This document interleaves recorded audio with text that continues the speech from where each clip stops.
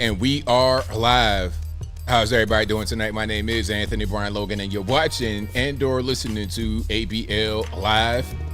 Thank y'all for joining me tonight. You could be almost anywhere in the world, but you're right here with me live on the show, and I appreciate y'all for that. We got a whole lot going on all over the internet, all over mainstream media, social media, everywhere, and I don't know where to start. First of all, they found the Maine mass shooter. He is deceased. They said he had an apparent self-inflicted gunshot wound near the river, about 10 miles from the town where the shooting happened. We'll talk about that a little bit more a little bit later. Also, did you guys see the video of the Las Vegas thugs mad dogging the family of the man who they ran over for no reason? They ran over 64-year-old retired police chief Andreas Probst for no reason, and they were laughing at the family, flashing the middle finger, just ridiculous stuff. We'll talk about that a little bit more a little bit later. Also, Jamaal Bowman has been charged with pulling the fire alarm, but he has not gotten the charge that he should get. He should get the same charge the January 6 guys have, but he didn't get that. He got a slap on the wrist at best. We'll talk about that a little bit more a little bit later. Also, this Doxxing truck. Oh man, like what in the world's going on? We got to talk about this Doxxing truck because stuff like this gets really tricky, really dangerous. Also, did you guys see the Alaska Airlines pilot, the off-duty pilot trying to bring the plane down? Totally crazy. We'll talk about all these things and a whole lot more on tonight's episode of ABL Live. And thank y'all again for being here. You guys are the best audience anywhere on these interwebs. If you like what you're hearing so far, if you enjoy the content in general, please give the video a thumbs up, like the video, share the video, do all that good stuff. That'll help me out tremendously. We have a lot to cover tonight. There's quite a few videos and topics and updates and everything that I've not covered so far in this week's videos that we're going to cover tonight live on the show. And I thank y'all again for being here. If you are listening to the video on YouTube, thank you. Give me the thumbs up. This is also going to be a podcast available on your favorite audio streaming platforms, whether that be Google Play, Spotify, Apple iTunes, etc. Link for that will be in the description, or just go to your favorite audio streaming platform and search ABL Live. I should pop right on up. And before we get into today's topics, y'all know how I do. Shout out to the sponsors. Shout out to patriotpost.us, your best source of news and information anywhere on these internets. Their link will be in the description, or just go to patriotpost.us and search ABL Live. I should pop right on up. Also, shout out to ablmerch.com. We got the hats, t-shirts, stickers, hoodies, mugs, and more right there on the website. Again, ABL merch, ablmerch.com. Check it on out. Links in the box. Also, go to my regular website, anthonyblogan.com. That is ANTHONY, the letter B, LOGAN.com. Go to the front page of the website. I write articles for each video that I produce.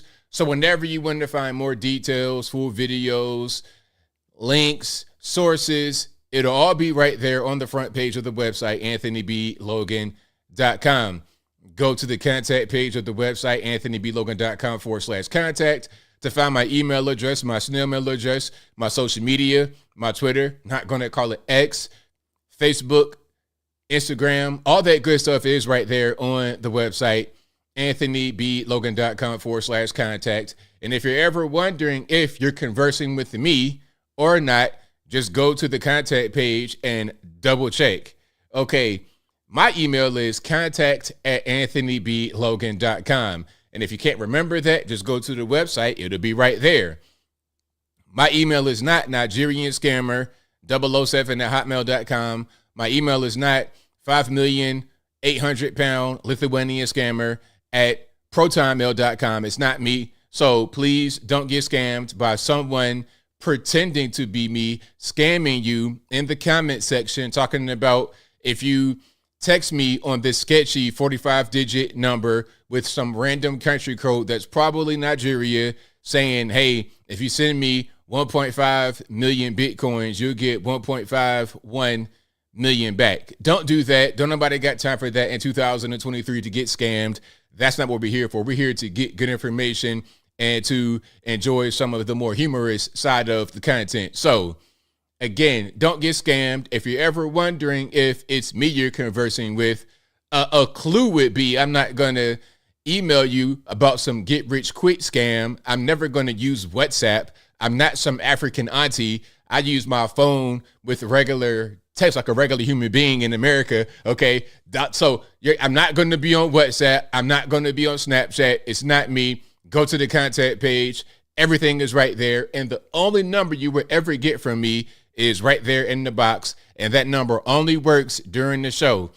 If you want to call that number when the show's not working, nobody's going to be home. So there's no point in doing it. You can do it if you want to, but there's no reason to do it because anybody going to answer the phone. I won't even know it's ringing. But again, all my links to everything will be in the box. Check it on out right there.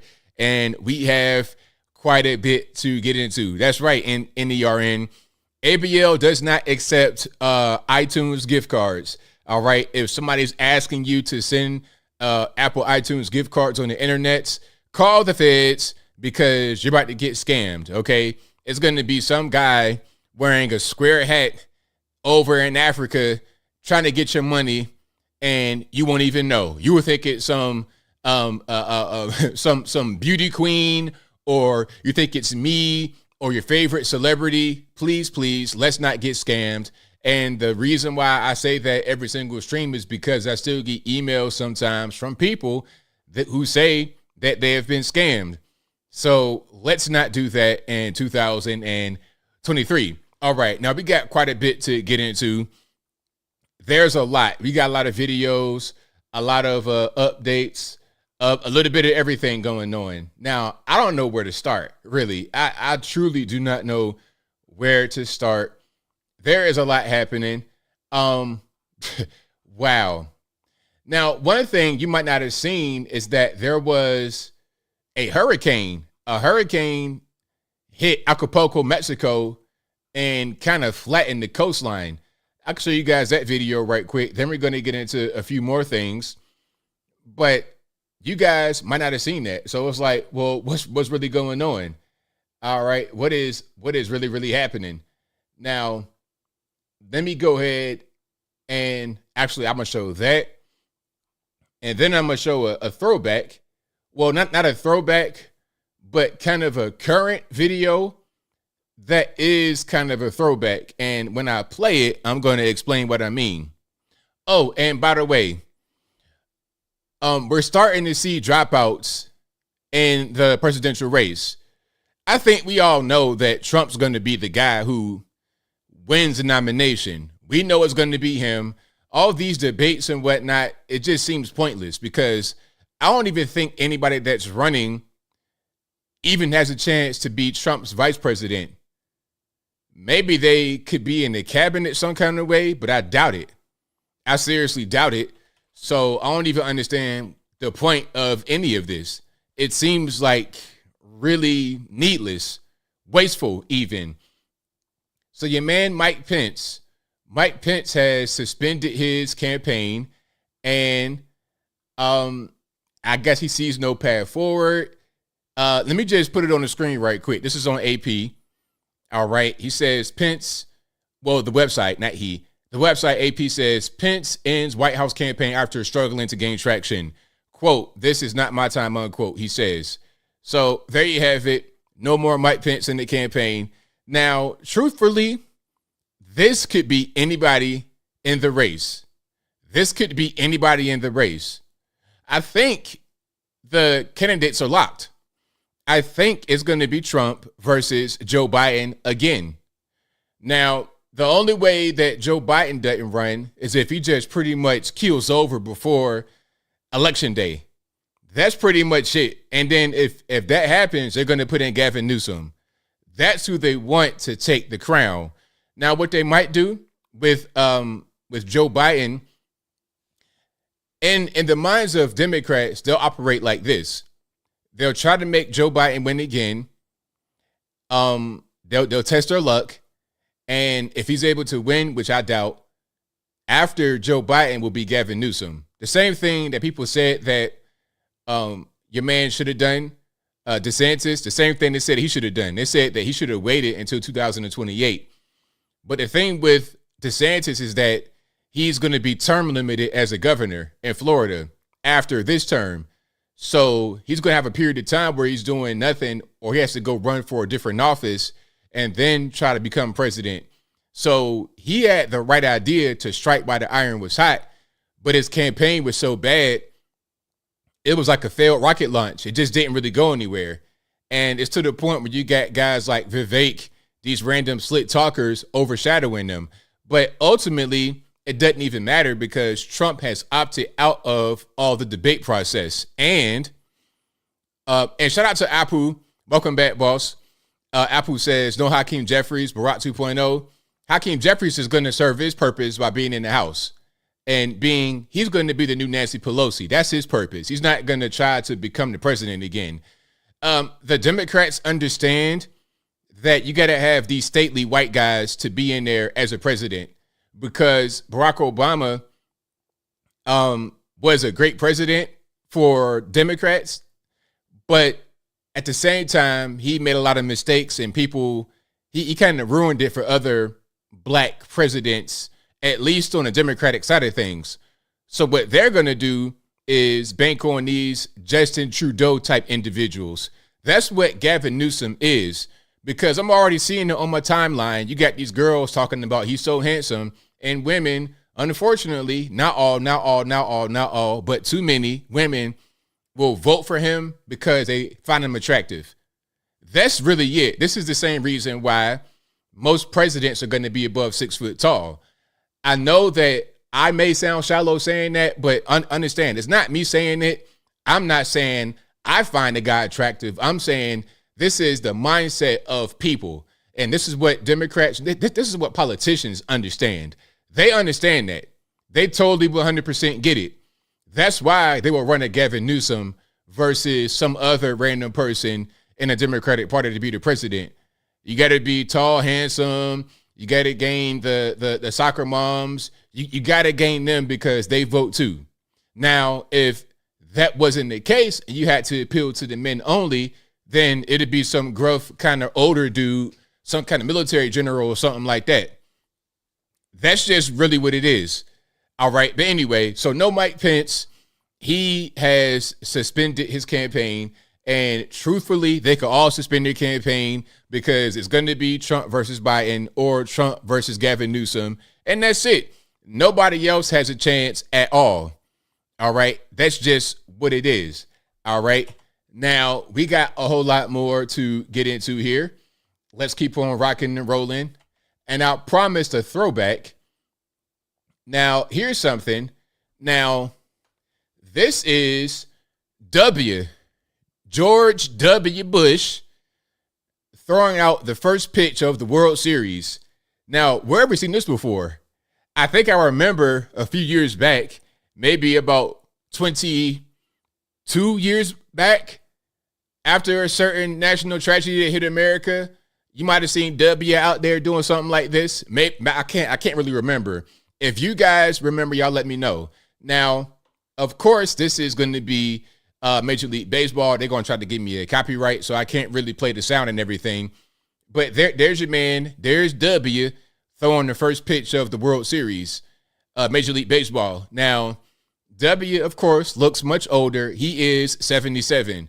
Now, understand, W was a president before some of you guys were born. Before some of you guys were born, W was in office because it was Slick Willie, 92 to 2000, and then W from 2000 to 08.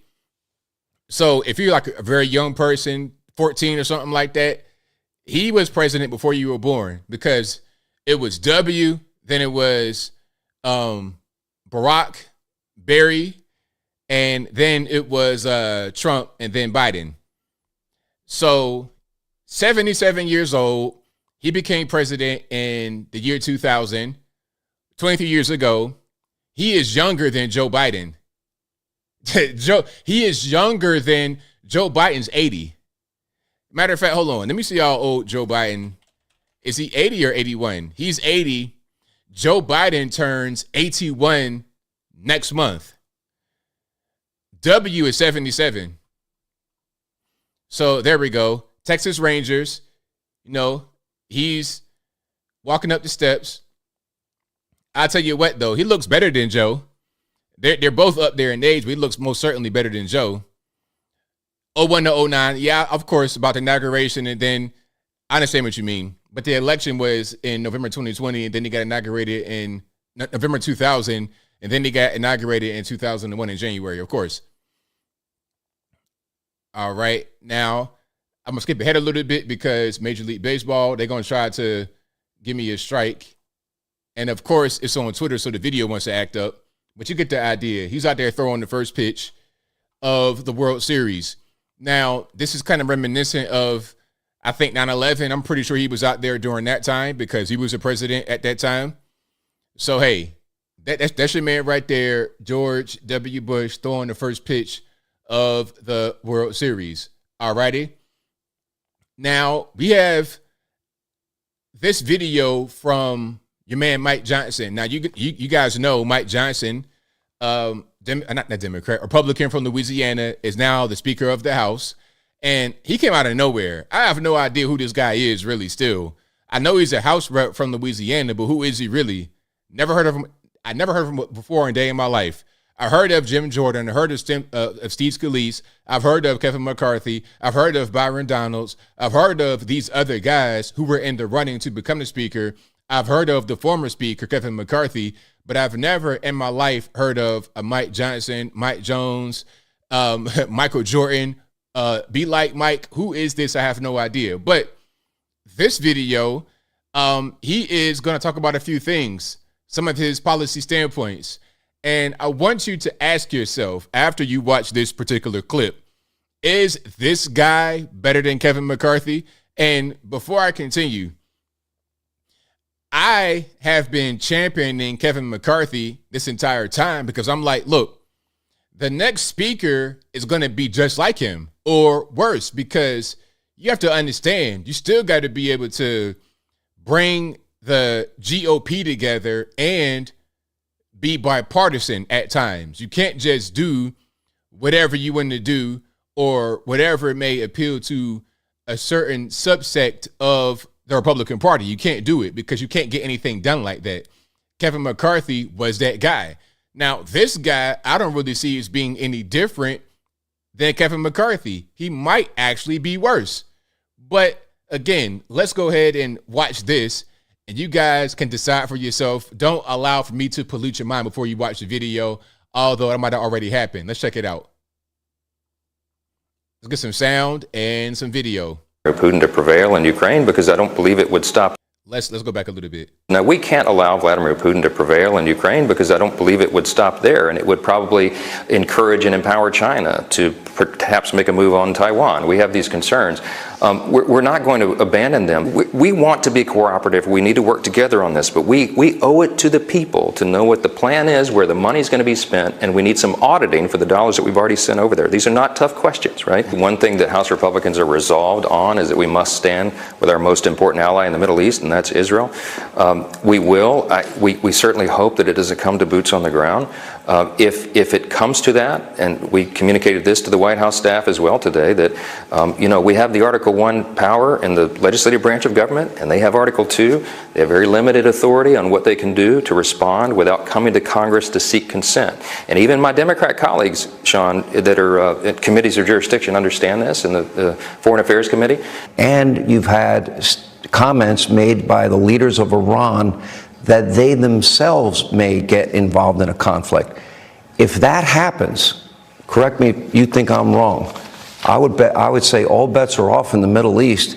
We could have a full-out war in the Middle East, Israel at the center of it, and at that point, if Israel's existence is put in jeopardy, I don't think Prime Minister Netanyahu, who I've known for almost 30 years, I don't think there's anything he won't do to preserve and protect his country from people that have committed their lives to destroy it. He has to do that, and around here people throw around the phrase existential threat. They have an existential threat every day. I mean, their neighbors want to eliminate them and wipe them off the map. So Prime Minister Netanyahu is resolved. I've spent time with him personally. I know him as well. So far what I'm hearing about he wants to continue over there in Russia, Ukraine, wants to continue that war. And then he's not necessarily against having a war in Israel as well. So, I mean, part of the reason why I voted for Trump is because he was against the foreign intervention. But what I'm hearing from my man right here is foreign intervention. Maybe you guys hear something different, but I think I hear what I hear. Let's keep on going. I think he's a strong leader at this important time, and I think he's going to do what is necessary. And America will back him up. I mean, they tell us when we're in Israel, and you've been there, they say the reason that we are able to sustain ourselves and survive is because everyone knows that our big ally is America. We know that Iran is directly tied to all this. These are Hamas and Hezbollah are proxies of Iran, and they're tied in now with Russia and China. I mean, it is a new axis of evil. That's how we see it, and so it has to be addressed accordingly. If Israel, with all the funding of terror and all these terror organizations, are they within their right to fight back and go directly at Iran? Of course. That was the first, as you noted, the first act of my speakership is that we passed that resolution to articulate that and make it very clear where we stand. The House is back in business, and we're going to stand with Israel. There you have it. So that's your man, Mike Johnson, the new Speaker of the House. So what do you guys think? Do you think that he sounds better than Kevin McCarthy, the same, different, worse? You guys let me know your opinion in the comments. I love to hear where you're coming from. And again, that's straight from him. He's being interviewed. This is a newer interview because you see the lower third right there. He is referenced as Speaker of the House. So this is new. This is not old, outdated. This is a new thing from him that he's saying. So what do you guys think about his stance on these things? Now, I tell you what, I'm not quite sure how different that is in Kevin McCarthy. I don't really see the difference. I don't really understand. I guess maybe it might come down to some things that happen internally, like, I don't know, some of these promises. I think what was the main thing that was the issue with Kevin McCarthy that Matt Gaetz said, he broke his promise on single item bills or whatever other kind of nonsense. I mean, I guess we'll see what he does on stuff like that. But then when it comes to, I don't know, like a foreign war and approving money to go fight that foreign war, he's not really going to be against it, I suppose. But hey, whatever. I guess it's okay because we got McCarthy out the way, right? But anyway, I digress. Let's keep on rocking and rolling. And if you like what you're hearing so far, please give the video a thumbs up, like the video, share the video, do all that good stuff. That'll help me out tremendously. Now, we have some great protests here. Some great protests in public. Now, I'm going to show you a great protest in public, and then I'm going to show you the wrong way to protest that's not necessarily the same way. So look, check it out. Here, you have Hillary Clinton giving the speech somewhere. Sheila Jackson Lee is running for mayor. Is that the same Sheila Jackson? Hold on. Let me just make sure I'm saying, yeah. So Sheila Jackson, the lady that was on the video cursing her staffer out, she's running for mayor, probably Houston, Dallas, wherever her district is, and Hillary Clinton is out there stumping for her, right? Now, this is a public venue, public figure. She's speaking. There's an audience, and my man. And I think my man's name is Seth Rosen. Shout out to him. He does a lot of good work. He does Alex Rosen. Alex Rosen does a lot of good work catching these predators that want to prey on children. He does a lot of good work. You guys, please follow Alex Rosen at the letter I, Fight for Kids on Twitter. Again, Alex Rosen, I Fight for Kids at Twitter. What it normally does is these things where he catches child predators, and they're fantastic. I love his work. Now, here he is protesting against Hillary Clinton at her event for Sheila Jackson Lee. Check it out.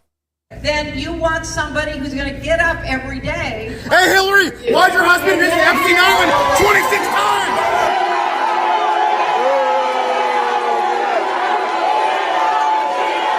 So you see him right there in the middle with the blue hat, the white shirt, the gray shorts.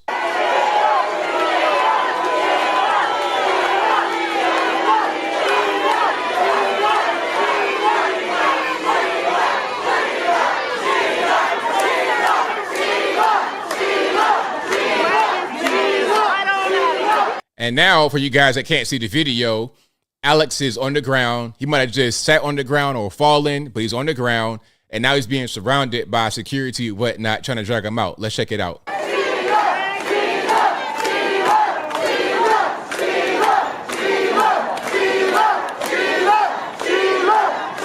this really necessary? Is this really necessary, guys? Is this really necessary? So Alex is now being drugged out. And Alex is a big boy. That's a big boy. He's got to weigh at least 250, 300 pounds.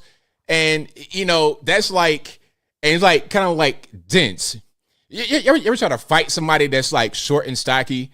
Like try fighting that got us like 5'6" and 230 pounds with a neck that's like the size of a pickup truck tire. Okay, you got an F-150 tire for, you got an F-350 tire for a neck. You're 5'6", 200 and something, 245 pounds. That's pretty much what he looks like. He's probably taller than that, but he's a big boy. Necessary. And he's being drug out by his shirt, and you see that he's got the thumbs up. It's all good. That's how you protest right there. Is this really necessary, sir? Hey, is this necessary, officer?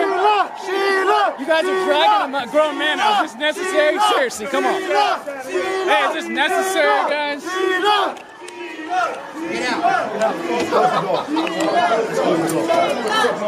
Yeah, I figured he was pretty tall. I saw some of the videos where he catches the child predators. He looked pretty tall, but the way he's built makes it look like he's that kind of, you know what I mean?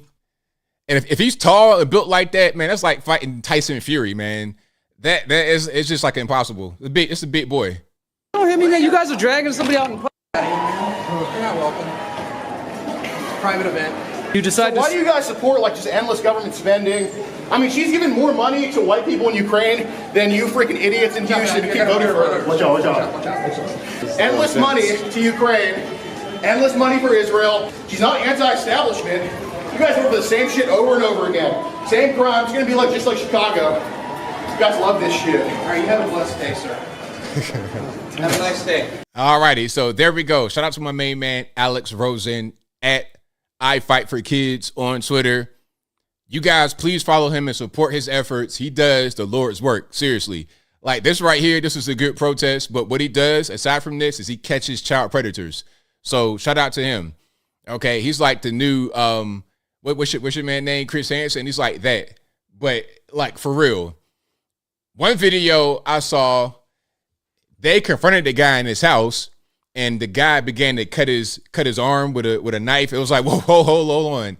And they saved him to make sure he didn't die or anything like that, so it didn't get too bad. But yeah, shout out to Alex Rosen. That right there is how you protest. Okay, make your voice heard. Don't get violent. Don't get crazy. Now, here's something else.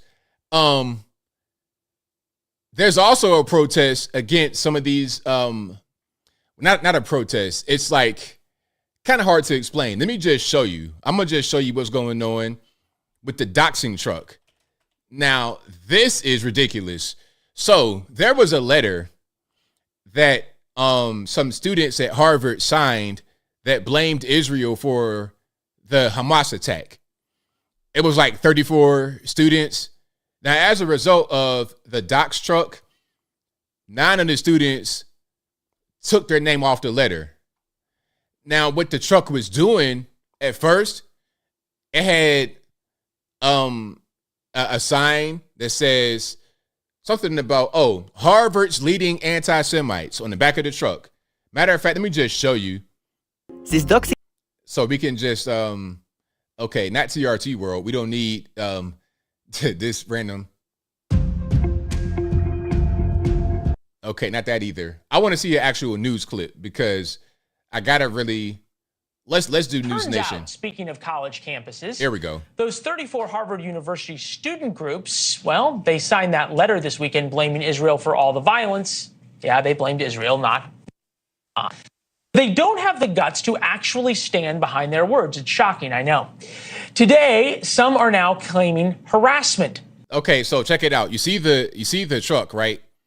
It has the top graphic. It says Harvard's leading anti-Semites, and what it was doing, it would have the student's first and last name really big on the side of the truck, and the truck is like maybe like a pickup truck with a big box on the back, like a box truck basically, like something like a U-Haul essentially, and then Harvard's leading anti-Semites and some kind of Gothic script. Underneath that, it would have in big bold letters the person's first and last name and their picture. And it was driving through Harvard so everybody could see, hey, this person signed that letter. Now, this truck will also go to the person's home and park out in front. Now, to me, that's called harassment because, look, and I said it a million times in the video and people didn't like it. I guess I was repeating myself too much, but I had to drive the point home. Do whatever you want. You can confront me in public the way my man Alex Rosen did at the Hillary Clinton speech. You could do something like that. We can have a conversation. You could talk to me, but don't come to my house because now you're opening a whole different world, I take my safety very seriously. If any one of you guys is parked outside of my house with something like that about me, see, now we getting into something else. It's not just as simple as freedom of speech. Now you are in my personal space. You shouldn't be here. I didn't invite you to my house. On my property too? No. But let's keep on going. The conservative media group Accuracy in Media started driving billboards around campus revealing who they claim signed on to the letter. I'm not sure why we blurred the pictures. Over the weekend... You blurred the pictures because it's harassment and you guys don't want to be liable. You guys not trying to get sued again, News Nation, or was that Newsmax? You guys, look, your legal team knows better than you do. And I know what your legal team knows. You see how that works? They wrote, "We, the undersigned student organizations, hold the Israeli regime entirely responsible for all the unfolding violence. The apartheid regime is only one to blame." But they don't like their pictures being shown that they signed that letter. A handful of CEOs took note and asked for names of those in the organizations. They didn't want people who supported terrorists working for them. But now the CEOs are somehow harassing the kids. This is a tweet from a Harvard law student, Mahani Tangri. She says, "I'm a Harvard law student. Congratulations. So I know many members had no say in whether their organization signed either letter. Many weren't even notified that their organizations were considering doing this. No need for this level of harassment." We asked Monique to come on. She refused. We would have asked if any of her friends had perhaps wanted to speak out and say, "I'm going to resign from this group," but she didn't want to come. So that's one take. Of course, they're going to be, this is like a conservative type station. Of course, they're going to be on the side of anybody that is they're going to be on the side of anybody that does anything to retaliate against those who speak ill of Israel at all. That's what they're going to do. That's their job. But see, and driving through the campus is one thing, but then they went to the kids' houses and parked out front. That right there crossed the line. That was an issue. Now, let me show you what happened. And in my video, I called what was going to happen. In my video, I said, look, I have been swatted before. You guys who have been here for a while, you guys may have actually been on the stream where I got swatted. This was some years ago. I'm going to tell you what happened with me first, and then I'm going to get into the rest of it. And I don't want you to think that I have my personal bias because I got swatted. It's not even about that. It's about, I know how human beings are. Just like what I was saying earlier about Gavin Newsom's going to run because he's tall and handsome and a lot of women like it. I'm not saying that I'm shallow and I think he's handsome. I'm not saying all women are just so dumb they're going to vote that way. I'm saying this is human behavior and people know human behavior, and it's easy to predict what's going to happen because, you know, that's just how humans are. Now, going back to it, I said that this was going to be leading to swatting and get into my incident. So a few years back, I'm at my old house and I'm streaming just like I'm doing right now, and I'm hearing some commotion outside. And I'm thinking, and before I continue, before I give you my Doxxing story, RIP to Matthew Perry. Matthew Perry, I'm seeing it right now. He just died from friends. They said it was an apparent drowning. So RIP to him, 54 years old. That's breaking news happening right now. All right. So I see you guys in the chat. We're talking about it. What was his name? Was it Chandler? I never watched Friends, to be totally honest with you, so I'm not familiar with the show. I know who he is. I've seen his face before. So RIP to him, 54 years old. He passed away after an apparent drowning. Now, I don't know anything beyond that. I don't know all the details, but that's what I have right now. All right. Was it in a jacuzzi? Let me just go check it out right quick, and then I'm going to get right back to the doxing story. And if you like what you're hearing so far, please give the video a thumbs up. Like the video, share the video, do all that good stuff. That'll help me out tremendously. I got doxed and swatted, but let me get back to that in a moment. So it was in a drowning. Law enforcement sources tell us the actor was found Saturday at an LA area home. We're told he appears to have drowned. Our sources say first responders rushed over on a call for cardiac arrest. It's unclear where exactly on the grounds this happened. Our sources say he was found in a jacuzzi at the home, and we're told there were no drugs found at the scene. We're also told there is no foul play involved. So anything could have happened. He was on Friends and a lot of other shows. Growing Pains, Charles in Charge, Scrubs, Ally McBeal, West Wing, and a few more. Fools Rush In, he was in that with Salma Hayek. Very interesting. But yeah, that's what's happening. So RIP to him, but let's keep on rocking and rolling here.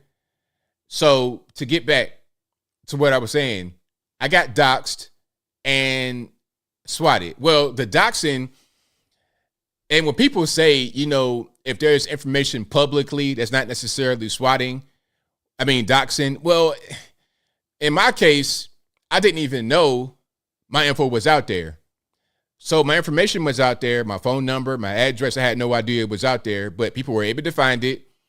And what happened, when I was on the stream live one time, I get a phone call. Like right when the stream started, I get a phone call. It was like one ring. I pick up, nobody's answering. That was weird. As I'm streaming after the phone call, probably about a few minutes later, I'm not really sure how long it was after the phone call I got, right when the stream started, I'm hearing some commotion outside, and it was my neighbors. At the time I'm on this house, it's like a small hill. So it was on this small hill was 3 houses. My house is right in the center. It was a house in front of me and a house in the back of me. I'm hearing the commotion at the front house. Now, the front house, sometimes they may have had some domestic issues. So I figured it was just more of that. I was like, okay, whatever they're going through. I heard the police. I'm thinking that they got called for something that they did. It's like, oh, somebody getting arrested. And I said that on the stream. Now, at the time, I was with my ex-wife, and she was there downstairs while I'm upstairs streaming. She comes upstairs, knocks on my door, and she's like, hey, they're at the back. So I already knew what it was. The police are at the back. So I kind of like shut my stuff down, but I'm still streaming. I go to the back and open the door. You got the officers drawn down. It's like 6 to 8 cops out back, guns. We got to get on the ground. And the way it was like a small deck out the back door. And we get on the ground, and they go through their house. They search, and then they come back very apologetic. They were very professional, by the way. And the leading officer of that particular raid, he gave me his number, kept in contact. Really good dude. They were all very professional. They're very apologetic. They said that they got a call that there was a 13-year-old bleeding and tied up in my house and all kind of crazy stuff. So that is called being swatted. Now, there are some cases where swatting goes terribly wrong. One guy in a separate incident, not in my incident, but in a separate incident, I'm not quite sure when it was or where it was, but one guy got deleted by the police. It was a mistake. Something went wrong. He actually got shot and killed. Now I said the K word. They're going to be in here moderating. That's why I say deleted. But anyway, he was actually taken away by the police. So that can happen when you get swatted. Now, the precursor to, now I was not in the hood. At this time I was not in Virginia. I was not in VA. I was in Chattanooga, but in my other house. And it wasn't the hood. It was just kind of a regular area. But anyway, so that happened. They didn't really know who did it because it was an anonymous call. Maybe they do, but they didn't tell me. But before that, it was my information got out there. My name was my name. I don't have a fake name, so everybody knows my name. But my address got out there. My phone number got out there. And somebody had a reason to do something like that to me. Now, when you dox people, the next step is to SWAT them. In the example of the truck, if the truck is parked outside of somebody's house and has a really provocative header talking about Harvard's leading anti-Semite, Columbia's leading anti-Semite, UPenn's leading anti-Semite, it has your name, it has your picture, that's going to inspire people to go deeper into your background. And as a result of the trucks, there were a bunch of websites that popped up that had more info. Childhood pictures, their parents' name, their former place of employment, maybe even the address, phone number, or whatever. You see what I'm saying? They had all that kind of stuff on these websites. And then some people, out of the people that see it right there on the street, out of the millions that see it online, it might be one or two people that say, you know what? I don't like anti-Semites. I don't like what they did. Rather than just doing the truck thing outside their house, let's go inside their house. And that's when the swatting comes in. It'll be some person in random Poduntville, USA that sees that online, figures out where they live because they got doxxed. Then they're going to call the police and say, hey, he's doing XYZ in the house. Go get him. Now they get swatted. And then somebody might get popped behind that. And then you got to ask yourself, was the harassment campaign worth it? But see, people who have not been swatted before or doxxed don't understand that necessarily. They can't really bridge the connection. And I was saying that my video is going to lead to swatting. Now, the guy behind the company that has the trucks, whose idea it was to bring the trucks out there and harass these college students, got swatted himself. He got swatted, and I made the video making the prediction that somebody would get swatted. And on that same day, like I made the video at about 12 noon, 1 o'clock that day. And I had it scheduled for later on, I believe at 5 o'clock. Before my video came out, the guy already been swatted. Now, I didn't do that. I don't believe in doxing or swatting. I don't care what you say. I'm not going to call the police on you and make a false claim. I'm not going to go to your house and harass you because of what you think, because of what you sign, because of your freedom of speech. I'm not going to harass you like that because that kind of harassment can get dangerous when you go to somebody's house. Now, let's look at the guy that got swatted. This is the CEO of the company behind the doxing trucks. All right. So his name is Adam Gillette. I'm not doxing his name because this guy has a company and he has been doing interviews and everything else going on television, telling you who he is. So here is the swatting. All right. And there's no sound here. But apparently they had the code to his door. That's pretty interesting. I wonder how that works. All right. Now, I'm not quite sure if he was home or what was going on. I think his wife might have been home or something. But see, that's what happens. All right. Now, anything could have been called. It could have been an anonymous call that says, hey, go to this guy's house. He has 14 kids in the basement tied up. It's a false claim. But see, exactly what I said would happen, happened. Exactly what I said it that day, and that day it happened. Now, I don't think it's okay for him to be swatted, but you see, this is the kind of energy you bring to yourself when you do things like parking the truck outside of somebody's house because you think they're an anti-Semite.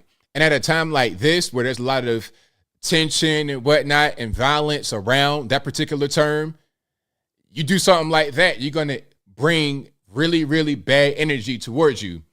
So I'm not some kind of sage. This is just very easy to predict because I understand how humans are. I understand. This is really easy to see. So yeah, luckily nobody got hurt in that situation, but sometimes people do get hurt. They really do. Now, I'm reading some of the comments. Kelly K says those students outed themselves to ABL. They publicly put out their info. But see, that's one thing. It's one thing to sign a name on a letter. That should be enough, right?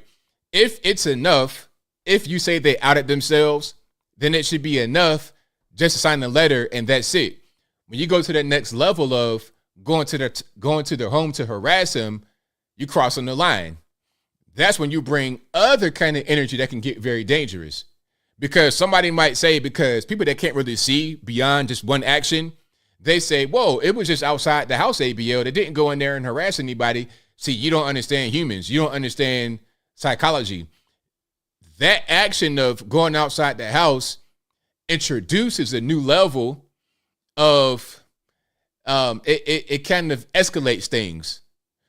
If somebody signs a letter and you see them publicly, you could talk to them right there. But then when you make a spectacle of it, it goes viral. The whole world sees it.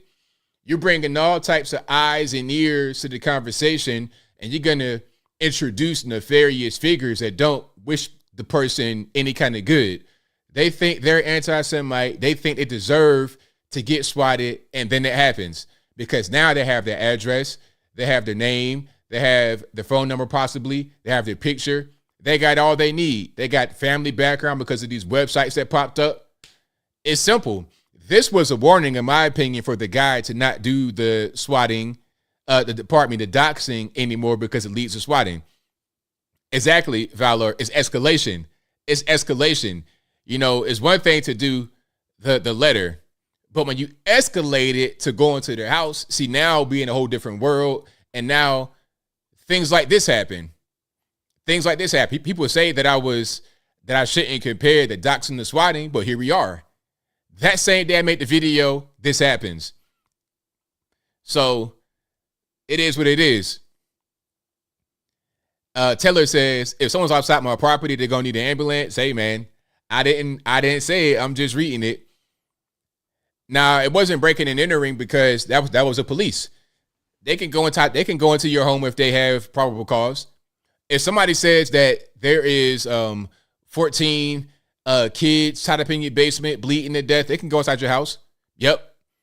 They got probable cause, or in some cases, it could be a search warrant, depending upon what it is. They can't go in your home. All right. Absolutely. Let me see. Daydreamer says it was a rabbi in Detroit who got stabbed at their home this week. Did you hear about the ABL cover it?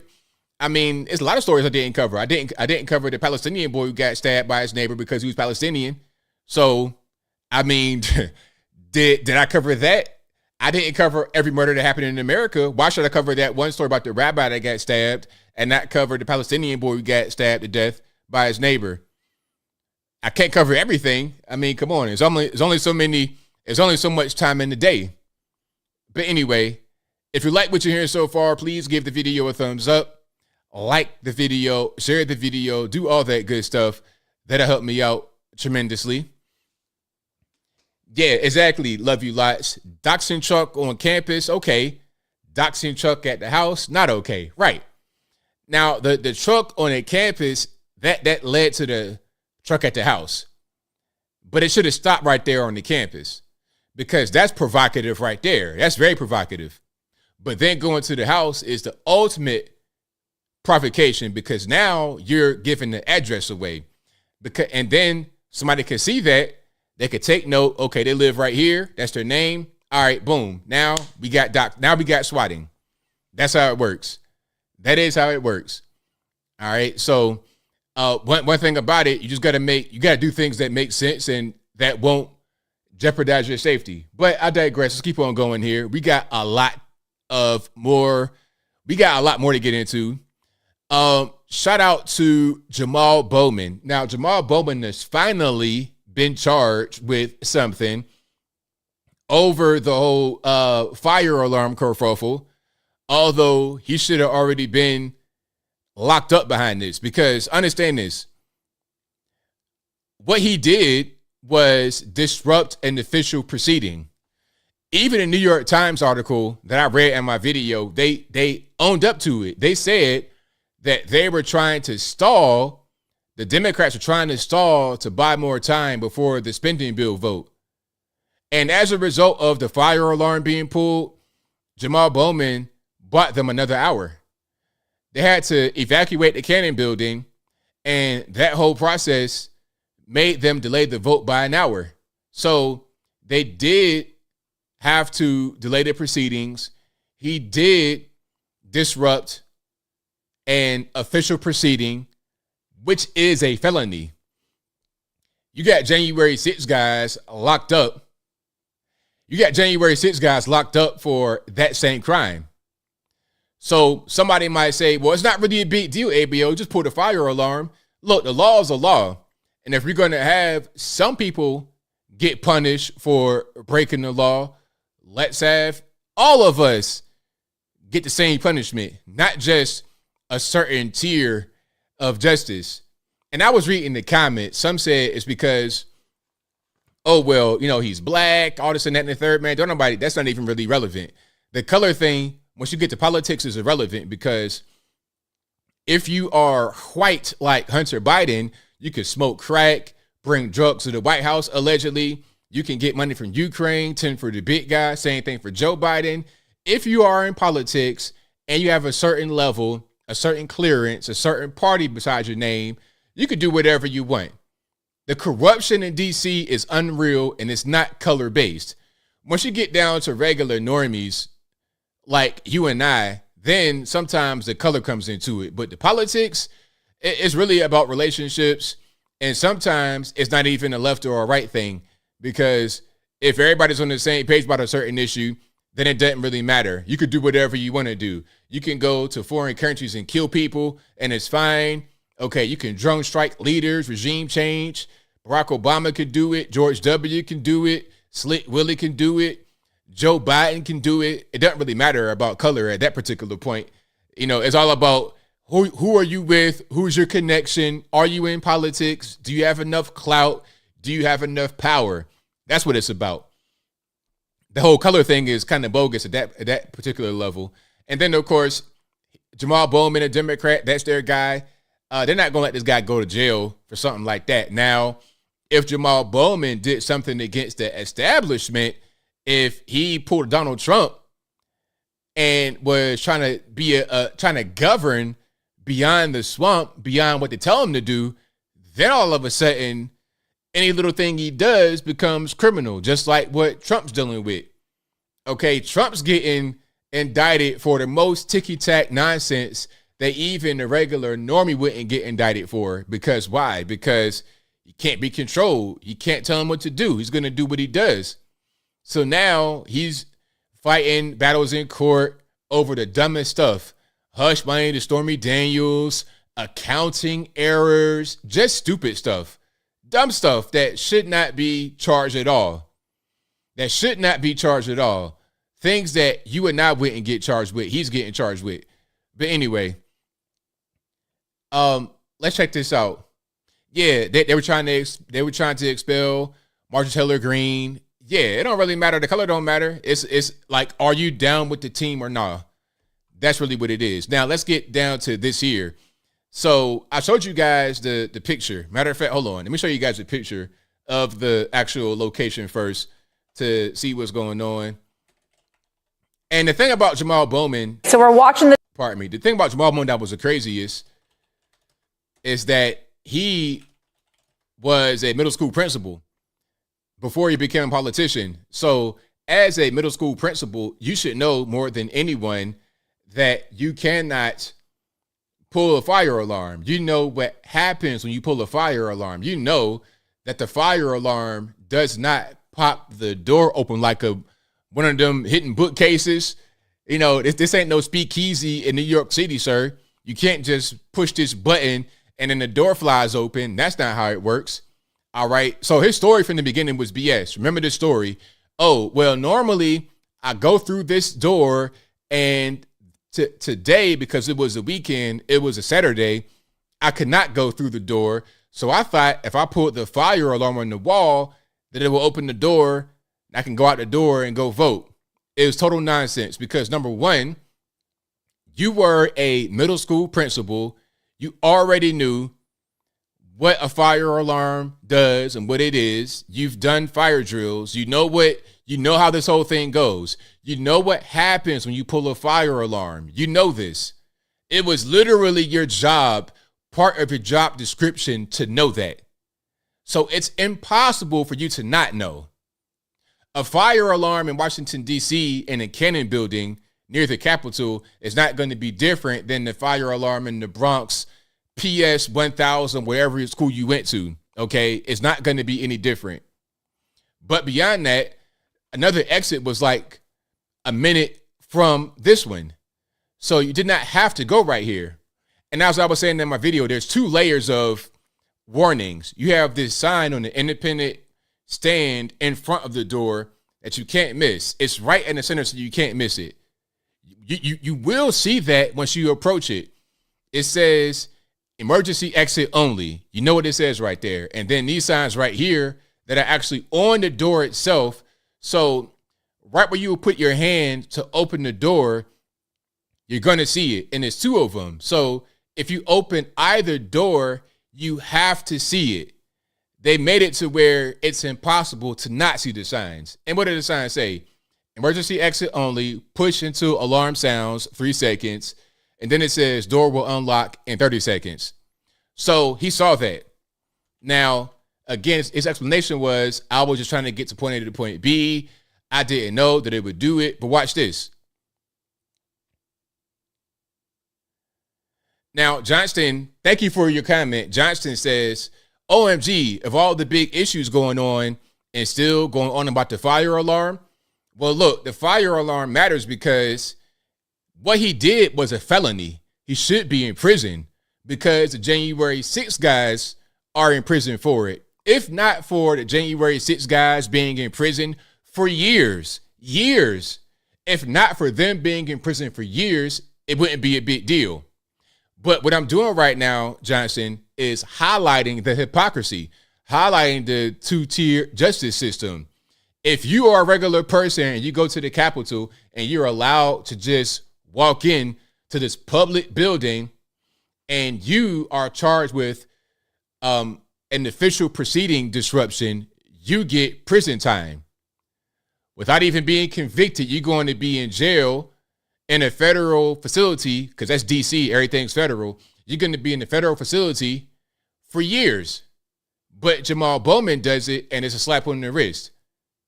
He did get charged, but only for pulling the fire alarm, not for the actual crime that he did. And he lied. And here's something else. Remember, all we had when the whole thing popped was him doing this. All we had was that still frame, right? That's all we had. But magically, right when the charges against him are announced, we get the full video. How does that work? How do you have a freeze frame from a video for a month and only the freeze frame, and on the day that the charges are dropped, the entire video comes out? How convenient is that? Now, let's look at it right here. Yeah, and the charge, hold on, I'm going to get to the charge in a minute, but you see, he does not try to open the door. He goes past the sign and then takes the other signs that were on the door off. He has one in his hand and he's carrying it, and then the other sign he just knocks to the ground. He pulls a fire alarm, just walks away. He pulls it, and look, if his story about, oh, I thought the fire alarm would open the door, I didn't know it would go off, why would you just pull it like that and walk away? If you thought that it would open the door, you would stay there and wait for the door to open. He pulled it, walked away, knocked the signs off. he's a liar, and he committed a felony. The reason why he did that was to delay the vote. That is a felony. And if not for the fact you got guys in jail, guys in prison for that, then it wouldn't be a problem. But you or I, we do that, we're going to the penitentiary. January 6th, guys. Okay, and then what he ultimately got charged with was a misdemeanor, pulling the fire alarm by local police. And if he does two things, the charge will be expunged from his record, not just dropped, but expunged. So it won't even appear on his record at all. So two things: within 3 months, he's got to pay $1,000 fine and issue a formal apology. That's it. If he does that within 3 months, then it all goes away. That's it. So pay $1,000, you good money. Now, Jamaal Bowman is down with the squad. They got plenty of campaign money. You can ask Ilhan Omar, the brother lover, for some of her money that she's giving to her husband, the consultant, Tim Minette. What I read, like 70% of her campaign finances were going to Tim Minette, the consultant. So, remember Ilhan Omar? I'm going to just touch on that whole story briefly, then I'm going to keep on moving. So, Ilhan Omar, just to illustrate how money is no object to the squad, Ilhan Omar was married to a few guys. It's been a few people. All right. Now, wait a minute. Look at this right here. I Googled Ilhan Omar husband. This is hilarious. Look at this. Google is crazy. Well, not crazy. Google is a little bit based sometimes. Now, look at this. I Googled Ilhan Omar husband, and they have an accurate representation. So, they have Ahmed Noor Saeed Elmi. That is her brother. She was legally married to this guy because he wanted to get U.S. citizenship, allegedly. But she was married to him. That is her brother. Because, you know the story about Ilhan Omar, she came from, what was that, Somalia? And her family was rescued basically by a Christian group. And they were split up. Some were sent to UK, some went to the US. Like, she came from an actual refugee camp in Somalia. So half of the family went to US, half went to UK. And her brother wanted to come to the US, so she got married to him for citizenship, allegedly. Then she was married to her actual husband that she got kids with and the whole family with, that she has like adult children with, Ahmed Hersi. They were married in a non-official way, in a Muslim marriage, in a religious marriage. So that's her husband there that she was actually married to. Then comes the white man, the white guy that she says is so dangerous, Tim Minette. Now, Tim Minette was a consultant. And when she got married to him, the allegation was that 70% of her campaign money was funneled through Tim Minette's consulting company. Now, of course, if you're giving your husband that much money, it'll come right back to you. So she has her money that she makes from being a U.S. House rep. Then she has her campaign money that she's funneling through her husband. Now, normally, you're not supposed to spend your campaign money on yourself. But, hey, if I'm giving the consultant some money to work on my campaign, there's no problem. But really, he's not doing anything other than just funneling the money and giving it right back to her. So that's how that works. All right. And that's how a lot of DC operates. Everybody does that. I won't say everybody, but a lot of DC does that. We see what's going on with Joe Biden, 10 for the big guy, which is a whole different story. Who else? Maxine Waters does that with her daughter. Her daughter does like a lot of her graphic design and stuff like that. And a big chunk of her campaign money goes to her. You know, DC is so corrupt. This is why the federal government, I hate. I really don't like the federal government at all. I'm all for a smaller government because they could do whatever they want to do. They break all kind of rules. They're like above, they can like walk on water basically. But if you like what you're hearing so far, please give the video a thumbs up, like the video, share the video, do all that good stuff. That'll help me out tremendously. Now, we have some more here.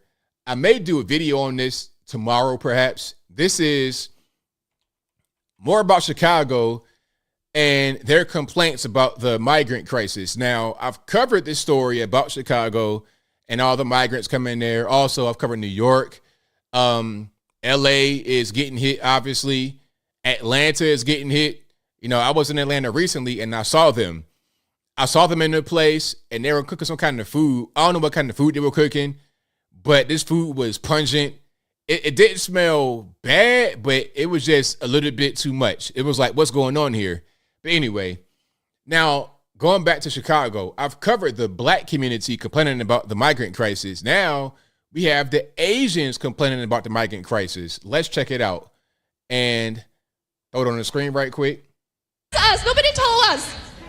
We have more than few thousand people who signed a signature here who said no.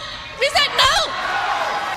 Tensions escalate on the southwest side as the city gets closer to housing at least 2,000 migrants at a base camp in Brighton Park. Thanks for joining us tonight. I'm Scott Schneider. And I'm Dawn Hasbrook. That encampment is slated for a vacant lot at 38th in California, but a meeting tonight grew heated when residents divided on the plan. Casey Cronus is live from Kelly High School with the latest. Casey. Hey, Don and Scott. Well, residents say they only found out about the plan when they saw construction crews working at the site. Tonight, they were calling for transparency, but it's something many of them feel they didn't get when the meeting reached capacity and they weren't allowed in. We could even hear the pounding on the doors from inside. A line down the block shows just how much residents wanted in on the conversation. But a full auditorium meant the crowd stuck outside never got a seat at the table. So everybody's not feeling it. You got the blacks, the whites, the Asians, everybody. Everybody's not really feeling it. Exactly, Joker. Did they vote for Johnson? Let's take a look at the statistics right here. So shout out to End Wokeness on the Twitters. All right, shout out to End Wokeness. It says Asian American residents of Brighton Park, Chicago are furious about illegal migrants coming to their neighborhood. 87% of this area voted for Biden in 2020. 87%. So I'm not quite sure about voting for Brandon Johnson versus the other guy, the Democrat. But I mean, we're not talking about a bunch of conservatives here. We're not talking about a bunch of conservative voters. So it's pretty clear to see that, hey, you get what you vote for at the end of the day. Okay. If your governor, your mayor, your everybody, your president, you all vote Democrat, you're going to get this. Your president is keeping the border wide open. Kamala Harris is the border czar. She's not doing anything. Your mayor is excusing the migrants. Your governor excusing the migrants. So what are you going to get? It is what it is. All right, so shout out to the Asians out there in Brighton Park. I mean, hey, you do what you got to do. You know, hey, that's. I hope that people who are experiencing this problem with the migrants vote differently next time, because it's not going to get any better. It's not going to actually change. This is what it's going to be. You keep on voting the same way, you're going to get the same results. It's not really hard to understand. All right. Now, I have a video here of a man talking about this whole issue with the draft. Have you guys heard about the effort to get women to become drafted? So you guys know about selective service. I think it's still the same way. I'm pretty sure it is. That when males turn, 17, 18, they got to sign this little card for selective service. If the U.S. needs to reinstate the draft, you would get drafted. Now, the way that I think about it right now, it doesn't really matter if you become transgender. You can't escape it. If you're a male, you're born XY, you can get drafted. It doesn't matter if you decide to become transgender. You want to talk about, oh, I'm a woman now. Oh, okay, cool. You're a woman now. But guess what? You still are going to go fight in this battle for Ukraine, Israel, Taiwan, whatever it is. All right. So here's your rifle. Now go out there and get them, bucko. that's kind of what's going on. Now, there's a push to equalize things from some people for some reason to have women also get drafted. Now, I don't want anybody to get drafted, all right? But I definitely don't want the women to get drafted. That's just ridiculous. What are we doing? What exactly are we doing? So we're going to sacrifice our sons and daughters. How are we going to have anybody in the country left? It's ridiculous, but let's check it out here. Let's check it out. I've not seen this, so there could be some cuts, and I'm not really sure, but this is my very first time watching it. Shout out to Ian Malstrong for posting it. Let me get this right. You want to pass a law to draft my daughter to send to another one of your foreign fucking wars for something you created so your arms manufacturers can make more money for your banker friends. Did I get that fucking solid right or not? I'm sorry for the cussing, but I knew my man was not going to hold back. So y'all got to pardon me. Shout out to my man for the video here. And great polo shirt, sir. Now, wrong, elephant breath. My daughter will not be joining the military any way, shape, or form unless it's to fight this fucking war that this government has started against its people. See how simple that is? The very fact that you don't understand the societal fucking rules about women and children, let me school you a little bit. Now, the fact of the matter is you can't make your fucking recruitment numbers because your recruiters told so many lies like, oh, yes, you get the condo on the beach when you join up. Oh, you get to start here, but we're going to switch you to what you really want later. And the biggest boner up the ass, the VA will take care of you if you got hurt. Hey, the reason you can't meet the recruitment goals is because these young men have already voted with their fucking feet. They're not going to fucking fight. And the fact that you think you're going to get the women to fight, let me put it to you this way. It was one thing when you oppressed us with unbelievable fucking taxes. One thing, because we were living in nice homes and still eating pretty good. It's another thing when you spied on us to the degree that you did and made us realize that we don't have any freedom. It's another thing when you not only wrecked the fucking economy, but you fucking did it in such a way where you spent so much fucking money that went to special interest groups that the people never had a chance to benefit from it. And now, when you have people that are homeless eating canned goods out of the back of their fucking car, you know what? They may do that for themselves, but their kids are not going to go through that. Motherfucker, you're going to find out what people will do for their fucking children. You protect women and children because it's a societal norm. It has nothing to do with being sexist or unequal in any way. The fact is, you should always protect people that are weaker themselves and always stand up for the right fucking thing. And the right fucking thing here is, if my daughter is going to be in a war, she's not going to have to go to a fucking foreign country to fight it. Fuck your taxes, fuck your withholding, fuck your FEMA, fuck your IRS, fuck you, fuck your corrupt Congress, fuck... I'm sorry for the cussing. Fuck your entire election process. You know, I could go on forever, but let's face it, the world's not going to live that long before a fucking meteor solves a problem for us. So, fuck you. And if anybody doesn't like what I'm saying, you know what you can do. If you do like what I'm saying, give me a hell yeah in the comments, because our women aren't going to fight a fucking war for some corrupt fucking government.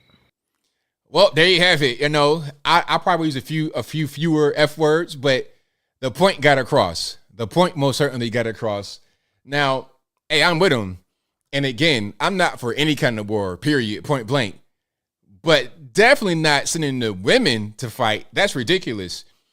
And, you know, what he said about the recruitments and the lies, that was right on point, because, I mean, I saw a statistic, and I was trying to find it again, but I saw a statistic that said that 7 out of 10 military recruits are overweight, obese, that can't pass a physical test.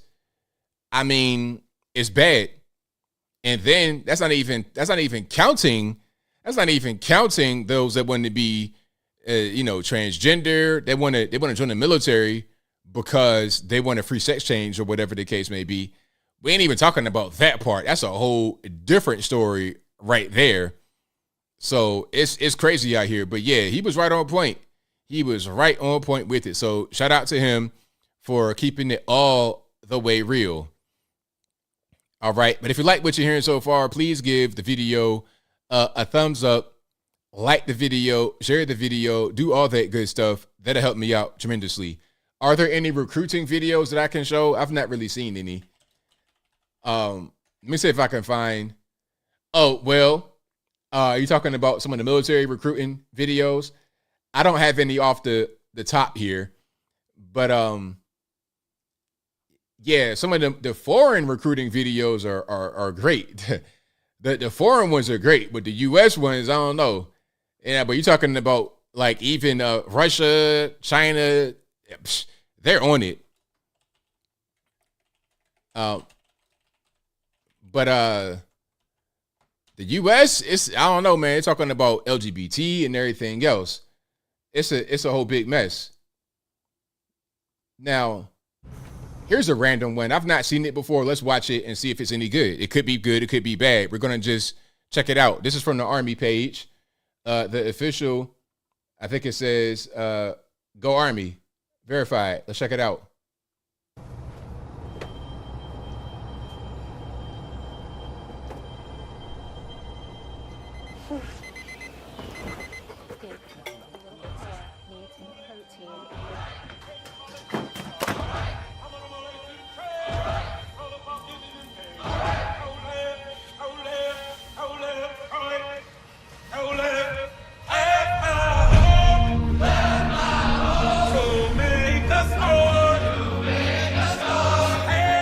Okay, do we have music here? Like, what's going on? Am I going to get a copyright claim? What's going on?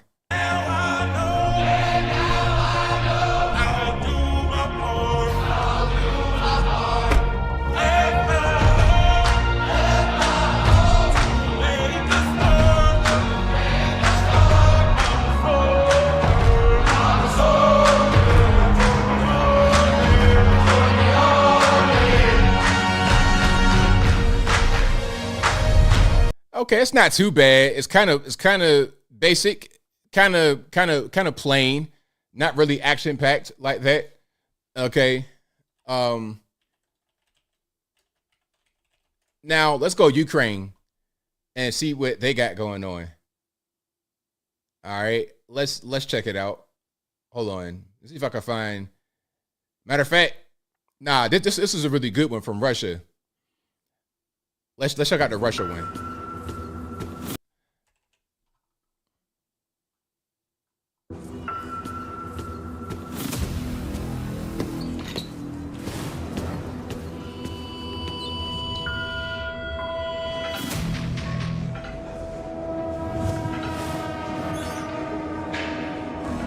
Now, of course, I cannot read the Russian language, and this really alphabet. I have no idea what's being said here, but I can see kind of what's happening. It's like you have people that are just in regular, everyday jobs, envisioning themselves in the military. Like this guy's like a security guard in a grocery store, but then he's like, okay, now I'm in the battlefield, and then this guy is at a gym spotting somebody. But then he's like, okay, I could be out there actually being a soldier. So it makes sense. I see where they were going with it.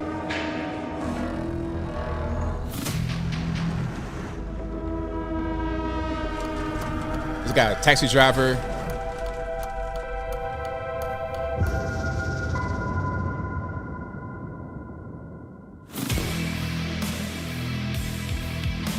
All men, no women.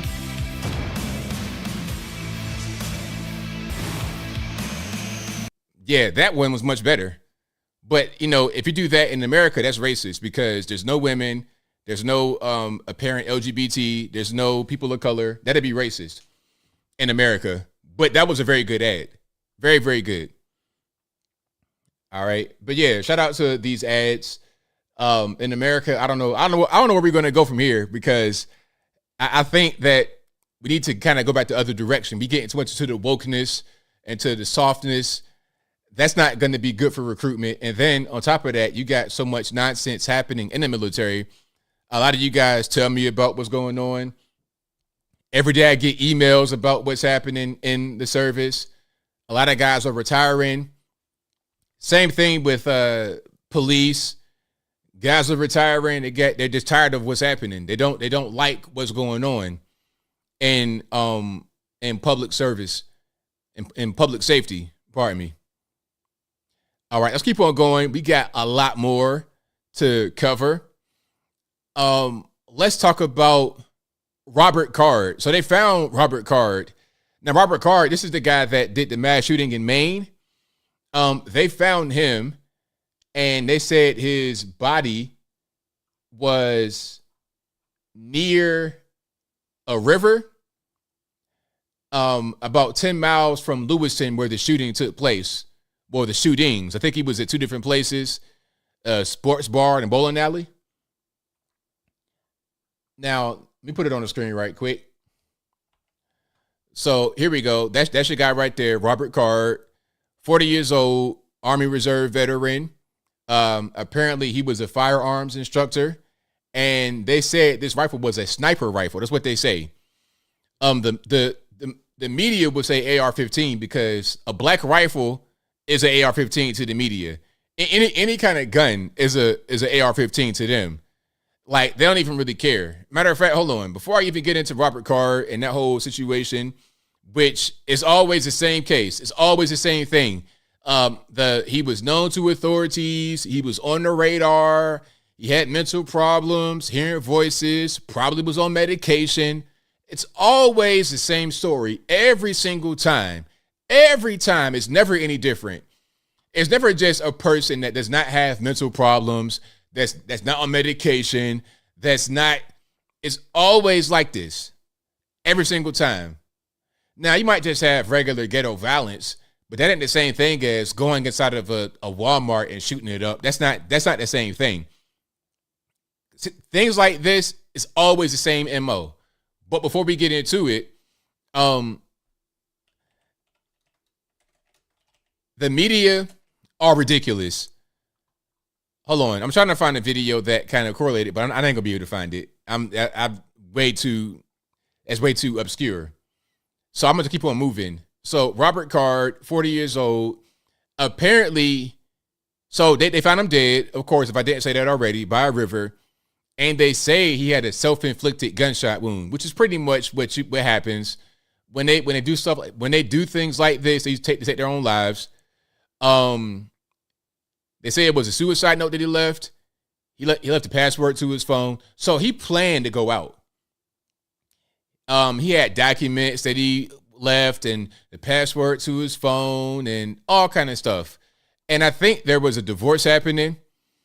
And this is kind of a thing that happens a lot with guys when they go through a divorce and they got kids involved.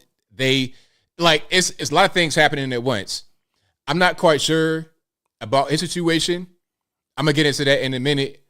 But when guys got kids and there's a divorce happening and they might have prior mental problems, it causes a break. Like, it's too much happening at once. Now, I'm not saying the wife caused it. I'm just saying you got this pre-existing mental condition. You're hearing voices in your head, and your voices is telling you to do things. The voices are saying bad things about you. So your own mind is speaking to you and telling you bad things about yourself. Your mind is telling you that others are saying bad things about you. You're a firearms instructor. You are a 20-something year reserve veteran, and you got a divorce happening. It's all bad. And by the way, the guy who allegedly deleted the divorce judge, he got found same way. Took his own life. Same thing, same situation. Let's see if I can find that right quick. And if you like what you're hearing so far, please give the video a thumbs up. Like the video, share the video, do all that good stuff. But yeah, same situation. Let me see. It was at Maryland judge. Yeah. Live from So Pedro Argot, that was a guy that allegedly shot the judge. And to kind of go back a little bit, I know I'm kind of hopping around, but in the case of the Maryland judge who was shot and deleted, and pardon me for saying deleted, but you understand where I'm at. I'm on YouTube. I can't say the K word. Then they want to come in here and start moderating and start trying to police. But anyway, the judge had just ruled in favor of his estranged wife, awarding her custody of the kids. See, that right there was a break. Now, I'm not saying that it's his fault, the judge or the ex-wife. I'm just saying that was a break. That's what caused the next chain of events. But again, it's nobody's fault other than the guy who pulled the trigger. So be clear. I'm not trying to blame anybody but him. WJZ. This is Breaking. breaking news. We are following two breaking news stories as we come on the air at 4. One manhunt is underway in Maine after at least 18 people are killed in a mass shooting there. So they found him already. It's crazy how I was talking about Robert Card, and then I switched to Pedro Argot, and then this particular news clip had both of them right there. That's crazy. At the same time, another manhunt is now over after a 7-day search for the man investigators say killed a Maryland Circuit Court judge. We're also following the investigation into a deadly fire last week in northwest Baltimore. All right. So, Stefan, I know a press conference just wrapped up. What did you learn by listening? My man, what are you wearing? Before we even get to it, what are you wearing? A flight jacket with a cashmere sweater? What's going on with your hair? Like, since when do we not have any kind of professionalism on air? If I see you on camera, I want you to be professional. This is like you about to go to the club, not to be on television, sir. This is not really it. Denise and Vic, good evening to you. The Washington County Sheriff said that they found the body of Pedro Orgate about a mile northwest from where they found his car. Now, it is Thursday, and as you mentioned, it's been a week to the day. But he also says this community should breathe a little easier tonight now that this manhunt is now over. Now, we mentioned this timeline here. It was just a week ago that this judge handed down this divorce settlement between Orgate and his wife, and also denied him custody of his children. Now, when all this happened, it was just mere hours after the judge, Andrew Wilkinson, handed down that judgment that Pedro Orgate shot and killed him in the driveway of his own home.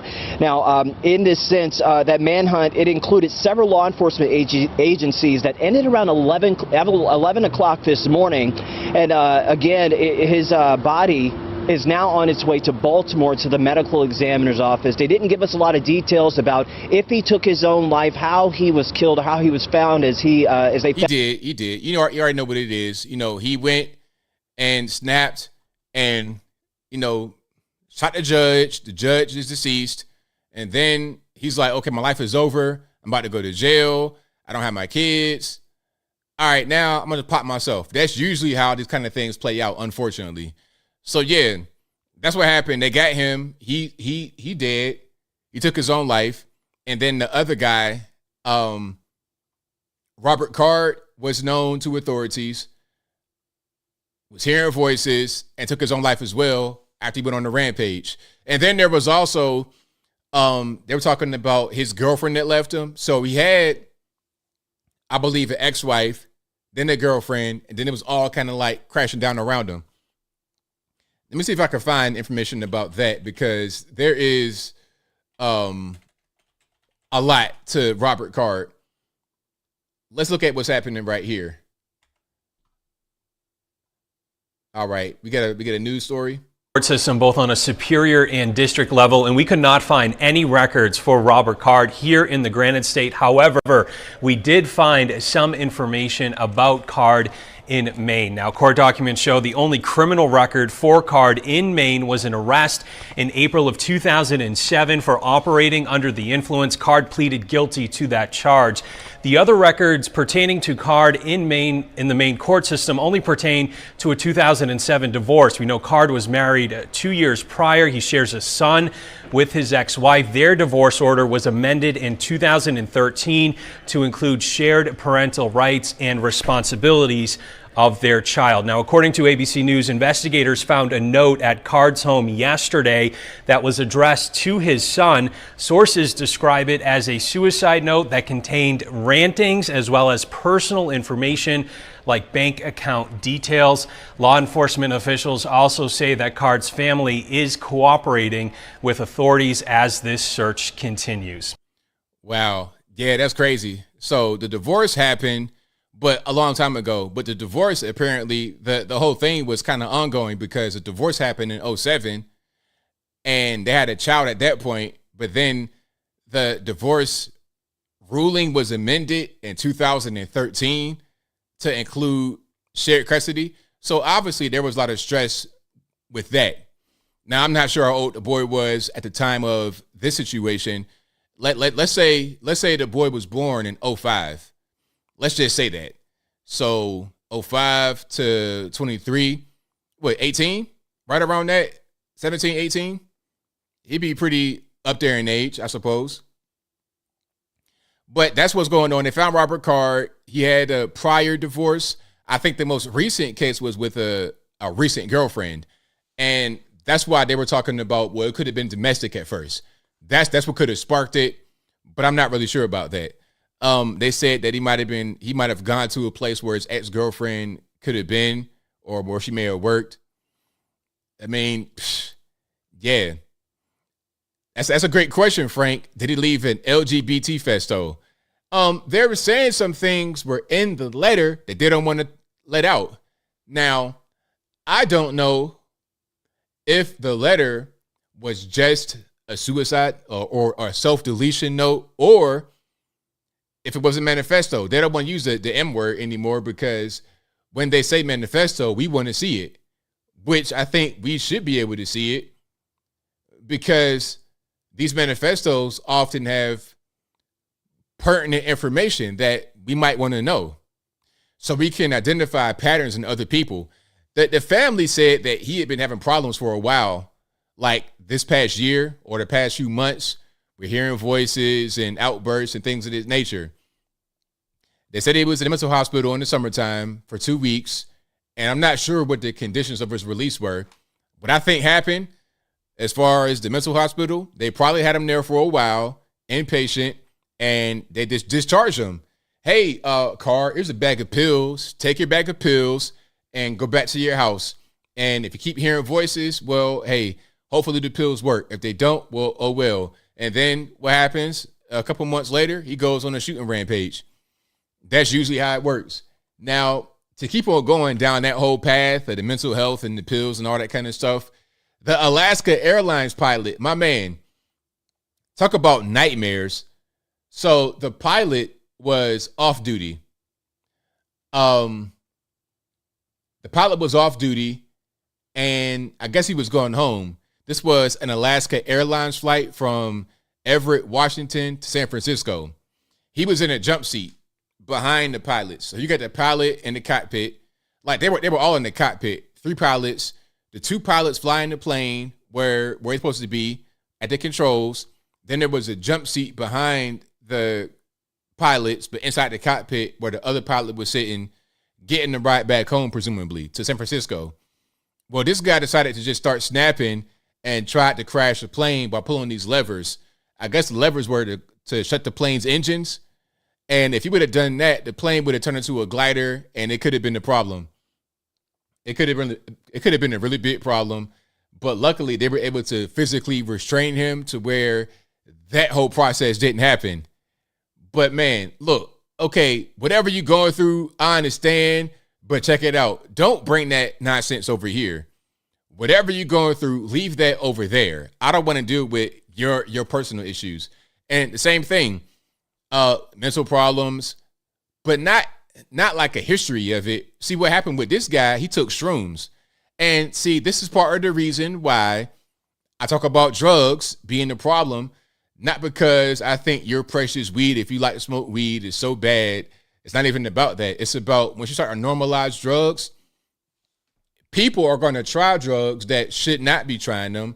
You're going to increase drug use, drug dependency, and you're going to normalize intoxication to people just randomly out there in the street. And when you're dealing with shrooms, you might have a bad trip, and you don't want to be a pilot or, I don't know, something else, police officer. You don't want to be in an important position that has people's lives in your hands while you're on these drugs. He tried shrooms for the very first time, might have had a bad trip, hadn't slept in 40 hours, and just snapped. Now, let's find that video right quick. And, you know, it started with weed. It started with weed because that was a, as I said in my video, that was a taboo drug. It was right there in that sweet spot of, it's not really a big deal, but it's not quite legal either. If a cop pulls you over, you have a joint in your car, you probably won't have a problem. But if you get pulled over with a pound of weed in your back seat, that might be an issue. Or if you're like trying to cross the border, trafficking weed, that might be a problem. That's where weed was for a very long time. Now that it's become mainstream, it's become legal in many parts of the country, it's not even a big deal. So it's no big deal to just go outside your house and smell weed in the air. It's no big deal now. So now that weed is no longer in the taboo space, the next drug has got to get put right there. So shrooms. Now we're seeing the same push to legalize shrooms as there was to legalize weed. So now you're going to have regular normies that don't do drugs at all trying stuff like this. And they might be an airline pilot and they might try to crash the plane on a bad trip. So then what's next? Okay, the future, as I said in my video, the future of the country is what's happening in Los Angeles, San Francisco, where all drugs are just out there and you got zombies walking around just doing whatever they want to do. Cracked out, heroined out, just doing whatever. And a society that is on drugs is easy to control. Don't even worry about media brainwashing. All they got to do is just let you get high on fentanyl. They can do whatever they want to you. They can do whatever they want to you. It's crazy. And, you know, I was watching a documentary a while back about Iran. And Iran's talking about how the U.S. is waging war on them without really striking inside of Iran. And they say a big part of what they do is they flood Iran with drugs, because part of what the Taliban and these groups do is destroy the opium fields, because they understand what the drugs do to people. When you got a lot of drug addicts in a place like Iran or any other kind of like not necessarily first world place, it ruins the country even more than what it is, because you got to have all hands on deck to be able to get this country from where they are up to a certain level. If you got crippling sanctions, you don't have a lot of money, you're trying to shoestring things together, the last thing you need is a drug addicted populace. But anyway, let's check this video out from Inside Edition. Shocker from the air. What they are describing here is an attempted hijacking of this airplane. An off-duty pilot allegedly attempted to shut down the engines in mid-flight. We've got the guy that tried to shut the engines down out of the cockpit. Alaska Airlines Flight 2059 took off from Everett, Washington, heading for San Francisco. But soon after takeoff, crisis erupted. An off-duty... And you know what? They were kind of burying the lead. The lead, in my opinion, in this story is the fact that he was on shrooms and probably had a bad trip. Just like your friend Janet Yellen went to China and was bowing all crazy, acting the fool, because she had some shrooms too, allegedly. Talking about I went to a restaurant and they were not psychedelic. Oh, okay, cool. So you were just bowing out of your mind for no reason in China. See what I'm talking about? You got like actual people in the government. You're talking about the Treasury Secretary tripping on shrooms in China on an official trip. I mean, you can't make it up, but let's continue. Duty pilot was sitting in the cockpit, positioned in the jump seat. It's a routine privilege given to pilots so they can commute home. All of a sudden... So you see where he was sitting? Like, okay, here's a cockpit right here. This is like looking at the cockpit from the windshield, I suppose. You got the two seats where the pilots would sit, and then right there is the other seat where the third person can sit as a courtesy for a ride home. All of a sudden, he reportedly lunged at the controls and tried to shut off the engines. The plane diverted to Portland for an emergency landing. He doesn't sound like he's causing any issue in the back right now. I think he's subdued. We want law enforcement as soon as we get on the ground and park. The worst case scenario is an inside job, and this was an inside job. It's very hard to stop it. The controls that he tried to lunge at are above the jump seat, in fact. So that off-duty pilot had better access to those controls than the pilot and co-pilot? Absolutely. The off-duty pilot was identified as 44-year-old Joseph David Emerson. He was charged with 83 counts of attempted murder, one for every person on board the flight. According to Alaska Airlines, the captain and first officer quickly responded. Engine power was not lost, and the crew secured the aircraft without incident. So, yeah. Now, I'm not quite sure if they mentioned that he had been on shrooms, because that was the main thing. All right, that was most certainly the main thing. That was the problem, that he was on them drugs. And matter of fact, hold on. Let me see if I can find it right quick. Oh, here's an article. Let me just show you the headline here. All right, this will work just fine. And if you like what you're hearing so far, please give the video a thumbs up. Like the video, share the video, do all that good stuff. So check it out. Off-duty Alaska Airlines pilot said he took magic mushrooms 48 hours before allegedly trying to shut down plane engines. Veteran pilot Joseph Emerson, 44, was charged with more than 80 counts of attempt deletion after authorities say he tried to cut the plane's engines during the flight. So there he is right there, looking all sad. All right, can we get some sound or nah? Or maybe not. Believe that defendant has committed one of the offenses that is categorically subject to arrest. For nearly 30 seconds before been depressed for 6 years. Recent in 40 hours. Okay, so let's listen to this. Here's more about the background, what was going on. Let's watch. Calmly walked to the rear of the plane where he. Shinobi says, "Love you, ABL, but you're showing a fair bit of ignorance about drugs. Shrooms don't last 15 hours, let alone 48 hours. I'm not saying he was high on shrooms when it happened. I'm saying that obviously there was some kind of effect, because if you have a spotless record, no problems, everything's all right, then all of a sudden you take shrooms and then like you decide to try to crash the airplane. Is there no connection? Is there no connection? I mean, come on, man. Like, let's not ignore that. Let's not act like that had nothing to do with it. That's kind of silly. He allegedly told a flight attendant, "You need to cuff me right now or it's going to be bad." Once she handcuffed him, he allegedly said, "I messed everything up," and tried to kill everybody. Claimed he was having a nervous breakdown and had not slept in 40 hours. The affidavit says Emerson denied taking any medication, but told police he'd been depressed for 6 years, recently lost a friend, and had taken psychedelic mushrooms 48 hours prior to the flight. So, I mean, all those right there, all that's going to play into it. Okay, you've been depressed for a long time, mental problems right there, lost a friend, that's going to aggravate the mental problems, and then you took some drugs like a couple days before the flight. So all those things are going to go into it. Now, he lost a friend recently, but the friend was not lost that day where he did that. Maybe a month ago or so, 2 weeks ago. He'd been depressed for a long time, so the depression didn't just start right when he did the whole thing with the plane.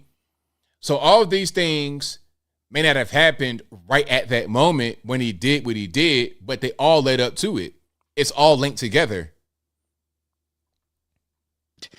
Psychiatrists say sleep deprivation combined with possible substance use and mental health issues can make someone feel detached. When you add sleep deprivation for a long period of time with substance abuse, we are really going to see chances of break with reality, delusions, hallucinations. Exactly. You're not sleeping. You took some shrooms for some random reason. You're dealing with depression, mental issues. All of that combined together, you got a bad recipe for it. You got a bad thing going on. And all of that potentially going up and potentially even self-harm or harm to others. The FAA's required pilot exams do not include in-depth mental health evaluations. If you're seeing a mental health professional, you have to report that. And the doctor in his discussions with you will do an evaluation of how.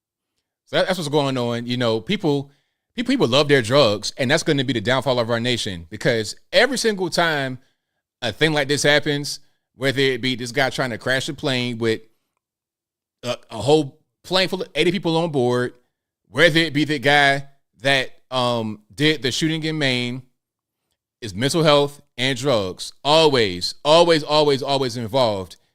Yet and still people say, hey, man, the drugs didn't do it, but it's always the same thing. And at a certain point, we can't ignore the pattern. There's always mental health. There's always problems with mental health in this country. But there's not always a mass shooting. There's not always someone trying to crash a plane.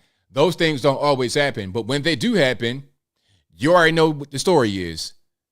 Mental health, drugs, always.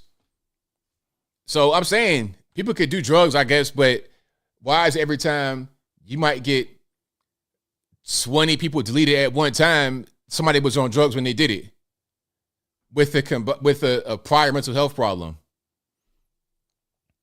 But if you like what you're hearing so far, please give the video a thumbs up, like the video, share the video, do all that good stuff. That'll help me out tremendously. Now, I got probably a few more videos here. Then I'm going to get to the calls in a minute. I probably don't have time for the Vegas situation, but I want to show you guys the Hillary Clinton heckling. This was great. Shout out to this young man. Hey, you are a brave soul. Because I know, hey, the Clintons, they don't really play around. we know how the Clintons operate. You must have around to get deleted for real, messing with the Clintons. They are notorious for putting hands and feet on people, allegedly, when they get crossed. Now, let's check it out. This is at university. Is at Columbia University. She's giving a talk, and a young man in the crowd is pressing her about Joe Biden's speech. Matter of fact, hold on. Now, Joe Biden, let me see if I can find that right quick. Joe Biden gave a speech from the White House, and he was talking about giving funding to Ukraine, Israel, and Taiwan. It's like, well, what are we doing? Are we trying to fight the whole world? Look, when you are trying to fund all these different places, all these hotspots, you got a problem. Taiwan, South China Sea, that could be World War III right there. Israel, also a World War III spot. Ukraine, same thing. Are we trying to have nuclear holocaust? What's going on? When Trump was the president, this was not going on. We did not have all these wars and rumors of wars and all this stuff going on. But then magically, when they bring the so-called adults back in the room, we got war back on the table. I think what's happening is that all these wars are a way to fix the economy. Because the economy, I don't really see it getting better anytime soon just by natural means. They keep bringing the interest rates up and up and up and up. Inflation is just skyrocketing. Try buying a new car. Try buying a house. Try buying anything. And it just had the UAW strike over with. Ford came to an agreement.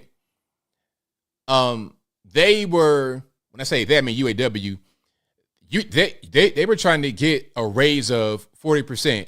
Speaking about UAW, 40% wage raise over the 4.5-year contract. Ford, Stellantis, Chrysler, and GM were like, how about 20? Right around that. So the deal that Ford settled on is about 25 to 33%. It can reach 33 if a bunch of factors come into play. Cost of living adjustment, etc. So your Ford F-150, your brand new Ford F-150, that might have cost $55,000 on the low end, which is still high, is going to cost that much more. And it's not going to stop. It's going to keep going up and up and up. So I think maybe the war is a way to fix all that. You know, we got an issue with the economy. It's not getting any better. We don't have much production, no innovation. So let's just start a world war and make money that way. Maybe I'm wrong, maybe I'm right. I can't tell. But maybe if you defeat a nation, you don't owe them money. I don't know how that really works. Our debt is so high. What, like $30-something trillion? Our debt is so high, and we're not going to ever pay it. We're barely able to pay the interest, let alone the actual principal. Not to mention all the unfunded liability, all the unfunded entitlements, pardon me. Social Security, things of that nature, which have been looted a long time ago. But anyway, so the young man was confronting Hillary about Joe Biden's speech, talking about he wants to fund all these wars, Taiwan, Israel, Ukraine. it's like, what are we doing here? Are we trying to go back to a time where we just fought everybody, where we would just drone strike leaders, regime change? Are we trying to be that again? Check it out. By the hypocrisy I'm sorry, of we've the. got two more people to hear from. I'm sorry. You have a chance. Well, I'm not sorry. You sit down. I know you're not sorry. That's the point. The hypocrisy of this speech. The hypocrisy of the fact that what do you have? Can you please make a statement about President Joe Biden's speech? This is a clearly warmongering speech. President Joe Biden is calling for $100 billion of funding for Israel, Taiwan, and Ukraine, and we're supposed to just bundle these together and pretend like we're going to rush to World War III, and we're all just going to let Hillary Rodham Clinton sit here. Okay. I'm sorry. You know, this is not the way to have a conversation. I'm sorry. If you want to have a conversation, you're welcome to come talk to me afterwards. You can sit here. Okay, right. You're gonna wait for me, right? Please, I do not believe you. I will listen to you, and I will respond to you. I do not believe you. Respectfully, I do not believe you. And the fact of the matter is that the American people's voice are what need to be heard. Yeah, they are being heard. Because our president is not speaking for the American people, and neither are you. That's your opinion. That's your opinion. Yes, that's my opinion. Well, then sit down. We've heard your opinion. Thank you very much. Now we're going to turn to people who are I'm not going to stop. I'm not going to stop working on behalf of human rights. I'm going to exercise my free speech. But it's not free speech when you are disrupting everybody else's opportunity. My man is very brave, because if you understand the history with the Clintons, anybody that it's like dealing with The Wire. If you ever seen The Wire, where Marlo, the drug dealer, would delete you just for talking back. That's the reputation that the Clintons have, you know, and from going all the way back to Arkansas when he was a governor to the president until after. That is the reputation. They get down like that. So my man was very brave to get up there, show his face, and confront her live.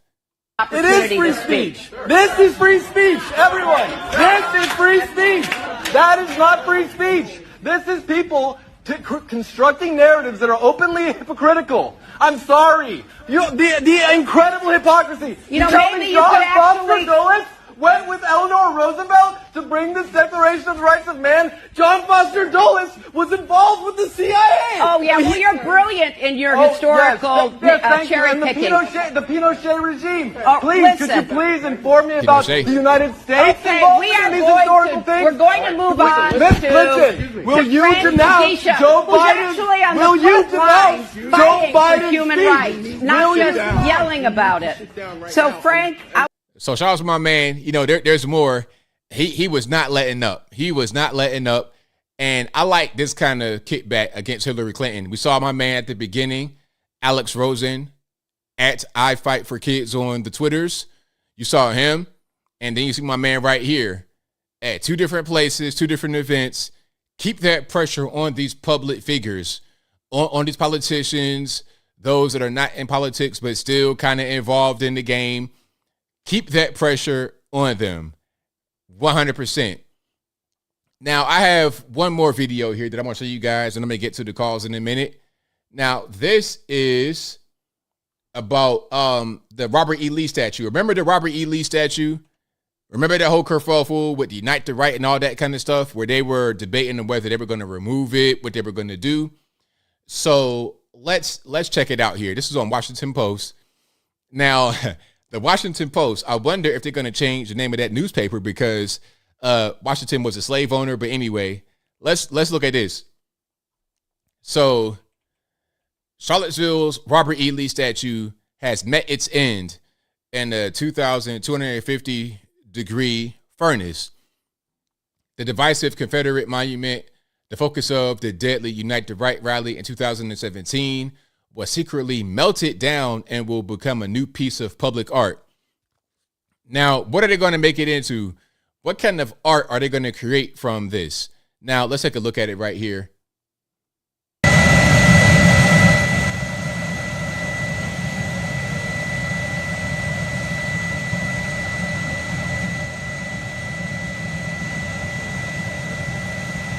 And there's more. It says the statue's defenders are more recently sought to block the city from handing over Lee to the Charlottesville's Black History Museum, which had proposed a plan to repurpose the metal.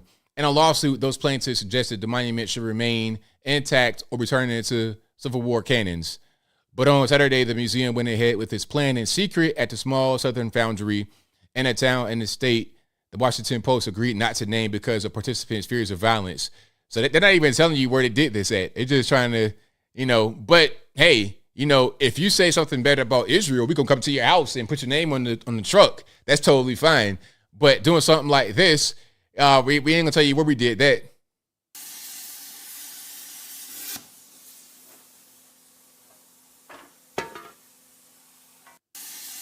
So, I mean, this is very performative. Like this whole thing right here, showing that is part of the art itself. It's performative because there's no need to like do that. Okay, if it's gonna get melted down, just dump the whole thing in the vat and melt it.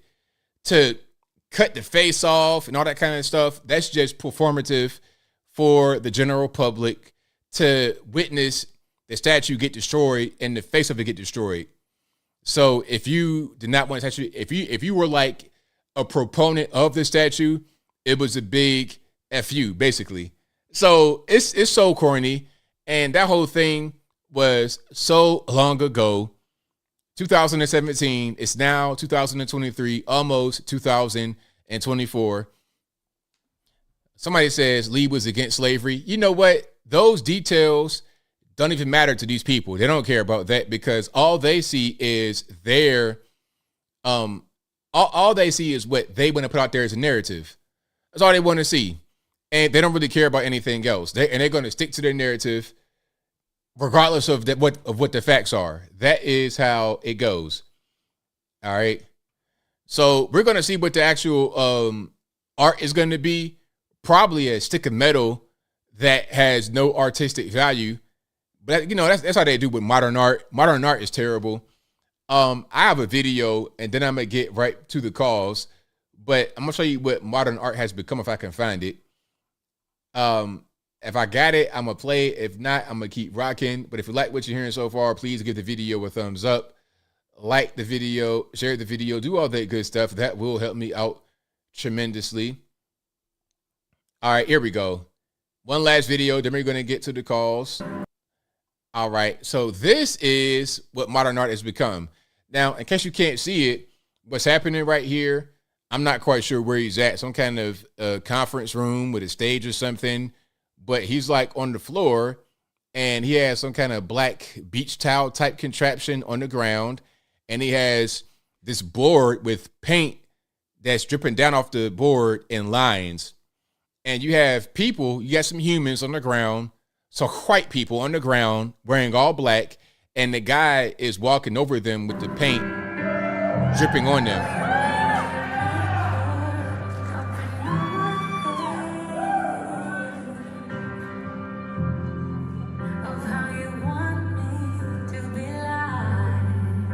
Now, first of all, the paint didn't even last until the last individual on the ground. It's more paint on the front person than the back person. That's number one. But number two, that right there is your modern art. So I'm sure whatever they come up with in Charlottesville with the Robert E. Lee remains, whatever they melt it down to, is going to be on that level right there. Okay, great modern art.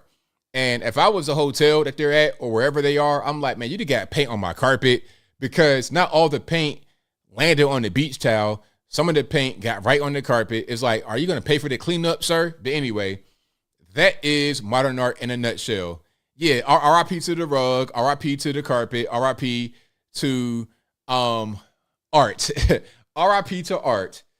All righty. Let's keep on rocking here. Let's get to some super chats. Then we're going to get to the calls. The number to call is 434-658-1220. Again, 434-658-1220. Let's go ahead and get into it. Thank you to my main man, Joe Davis Media Network. Thank you for becoming a member. Thank you to Nick Wilson, who says, hey, ABL, thoughts on Biden being in cahoots with Iran being so soft, trying to buy time with the seas of fire human aid, 100 million Palestine is Hamas. What say you? I'm not sure what your question is, but thank you for your super chat, man. Definitely appreciate you. Thank you to my main man, Jordan Edwards Media Network, who says, ABL, I thought George W. was dead, LMAO. Also, thank you for your support, and we are still couch surfing, but catch us tonight live at 11:30. Thanks. Thank you for your super chat, man. Definitely appreciate you. And stay in there, man. Hang in there for sure. Shout out to Monique. Monique says, random question, but can we send emails with links? Yes. Send whatever you want in the email. It's totally fine. But links don't work in the chat because too many trolls try to send links and people might click on it. But yeah, emails are totally fine. All right. So thank you for that. I appreciate you. Shout out to Monique again, who says, is it even possible to completely remove private info online? That's the worst part of doing online work. Is anyone even 100% anonymous anymore? I have a service that does a pretty good job of removing stuff. And it gets pretty much everything out the way. And I had to find this service and other ways to, like, what I do, I have a system that I follow. So I tried to follow my system and it works pretty well. And it's not necessarily the easiest thing. Well, it's going to cost, number one. So you got to pay some money. But beyond that, I mean, once you find your system, most things can be removed from online. But it is not easy to remain anonymous. And it's not free at all. It's not free. Thank you to Michael Critchlow, who says, hold on, Chris Crone's viral TikTok video, the day I pulled my kids out of school, has created a lot of controversy, but I think it's right. Can we discuss this? Can I find it right quick? Let me see if I can find it right quick. Give me a second, and then we're going to get to the calls in a moment. Shout out to you guys for being here. You guys are the best audience anywhere on these interwebs. All right, so let's check it. All right, it's probably right here. Chris Crone. Let's watch. Was when I was in a parent-teacher conference and the teacher was 200 pounds overweight, and I looked at her and I said, "No, you're low energy." The day I pulled my kids out of school was when I was in a parent-teacher conference and the teacher was 200 pounds overweight. And I looked at her and I said, no, you're low energy, you're depressed, you're spending more time with my kid during the day probably than I am. And I'm concerned with the amount of influence that you're exerting because what you're teaching is not what's in the book. It's how you're living your life. You are not an inspiring human being. Most teachers actually are uninspired and don't like what they do. And then there's a really cool system that will keep them job protection forever. You can't get fired. So they hate it. They have one of the most important jobs and they're the worst paid. The whole system is wrong. If you were to put your kid in public school, what do you think the teacher should be paid? My teachers get a $10,000 raise every year. They're $70,000 to $80,000 a year. And then I get to pick the teacher. I'm picking the coolest, most experienced, fittest. Teach me meaning, teach me fulfillment, and teach me happy. A great teacher has world experience in their 40s and 50s and still can relate really well to a child. If I had a choice between a 30-year-old and a 50-year-old, I'd take the older one. He's dreaming. He's dreaming. I mean, look, what he's saying is like a fantasy. It's a fantasy. It's like when you see somebody, I don't want to use that example I was going to use, but it's a fantasy because who wants to be a teacher nowadays? Because you got these bad kids with all kind of problems. You got these legal aliens coming in that can't speak any English. They are not going to be able to get paid that much because, sir, do you want to have your taxes increased? How about everybody else who may not be as rich as you are? I'm not sure who this guy is. But he's living in a dream world. What you want is the perfect teacher. But if I am in my 40s and I'm fit and I'm worldly and I'm so cool, why do I want to be a teacher? Why would I do that? I mean, if I'm living like that, I could be making $100 grand, $200 grand doing something else. Working for myself. Why do I want to work for this woke? You got to change the entire system because who wants to be in the system where you got drag queen story time going on, where you got these bad kids, bad parents, bad infrastructure, school got roaches. Like I was in the school one time. Let me tell you about my school I went to when I was in the hood in Portsmouth in Virginia. Now I go down, it was an old school, by the way. The school was old. It was 3 floors with no AC. I'm lying to you not. No AC. It's hot. And then I found out later that there was no AC or heat. So you be in there bundled up in the wintertime. And in the summertime, you busting in the sweat. We're on the 3rd floor. So you know heat rises. You go down to the lunchroom. You got flying roaches on the pizza. Oh, yeah, right there in the lunch line. You trying to get your lunch, and it's right there. And it ain't about that big. Do you want to eat or no? It's like being in prison. Who wants to be there, sir? My man, what you want is for you to be your child's teacher. Now, if you could do that and not spend time working, then fine. But you asking for something that is a fantasy. It'd be great if you could have it, but it's not living in reality. What you should be worried about is, are your kids being brainwashed with nonsense?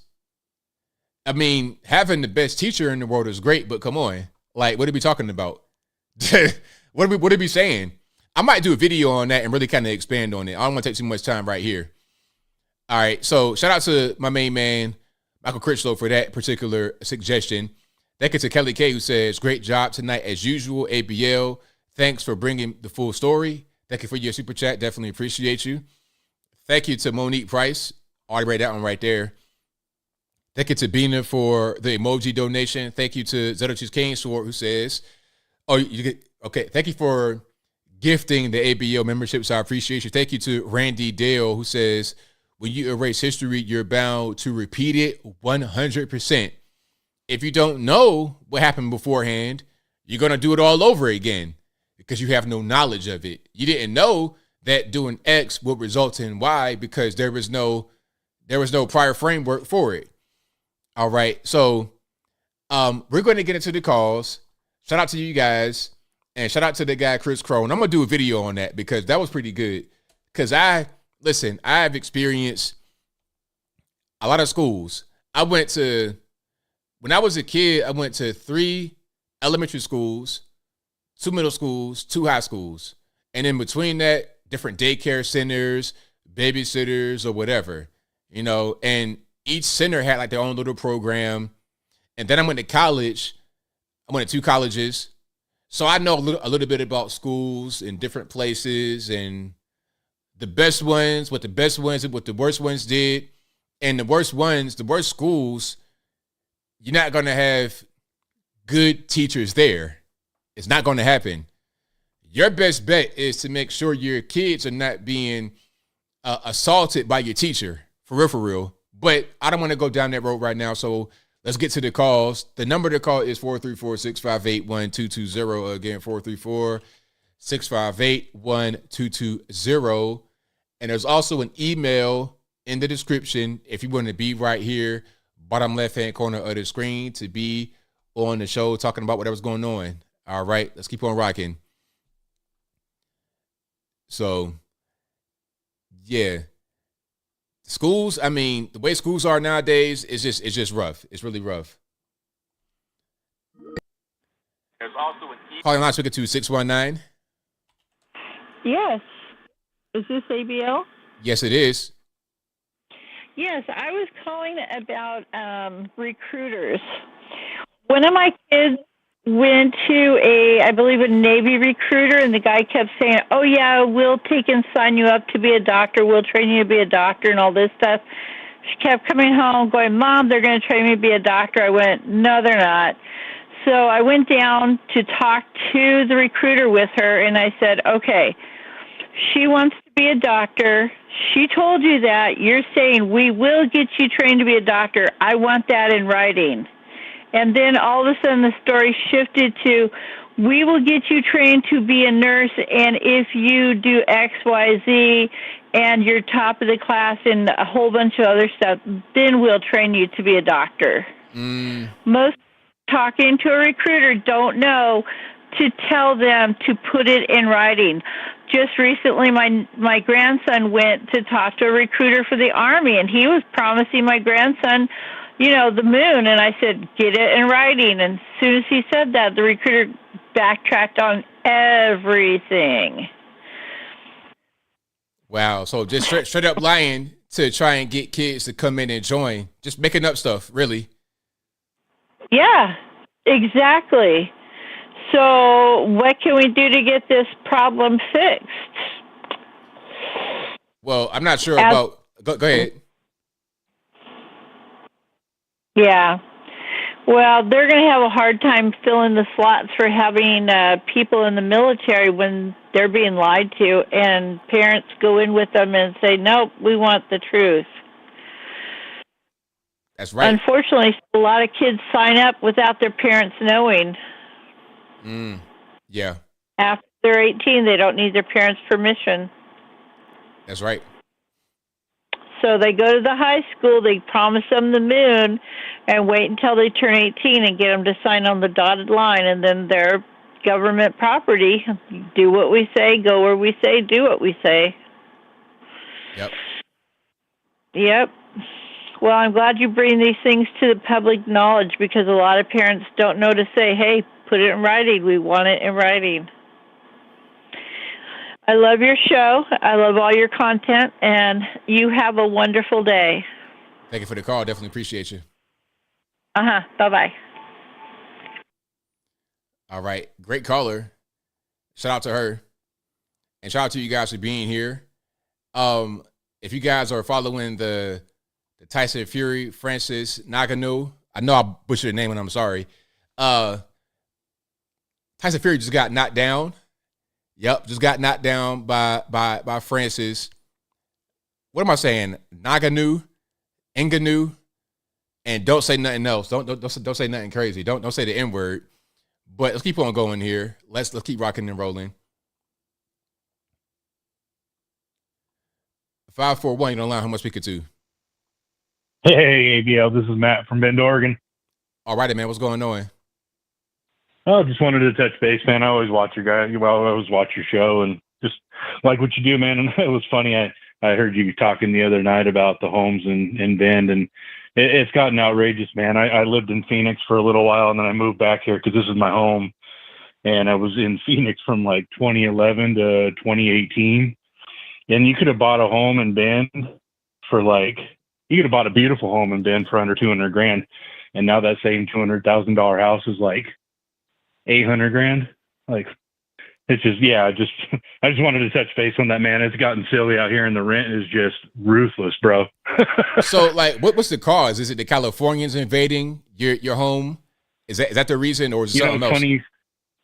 Well, I got a funny story about that too, because just being from here, and and I worked for Costco forever, so you hear the stories, you hear these people you just overhear them talking, and it just seemed like there was an overwhelming amount of people coming, like you said, coming from California. What they were doing is they were selling their really expensive homes, and they were coming up here and buying that beautiful $200,000 home, sometimes two, and then they have all this cash in their pockets to just blow, and then 4, 5, 6 years of that crap.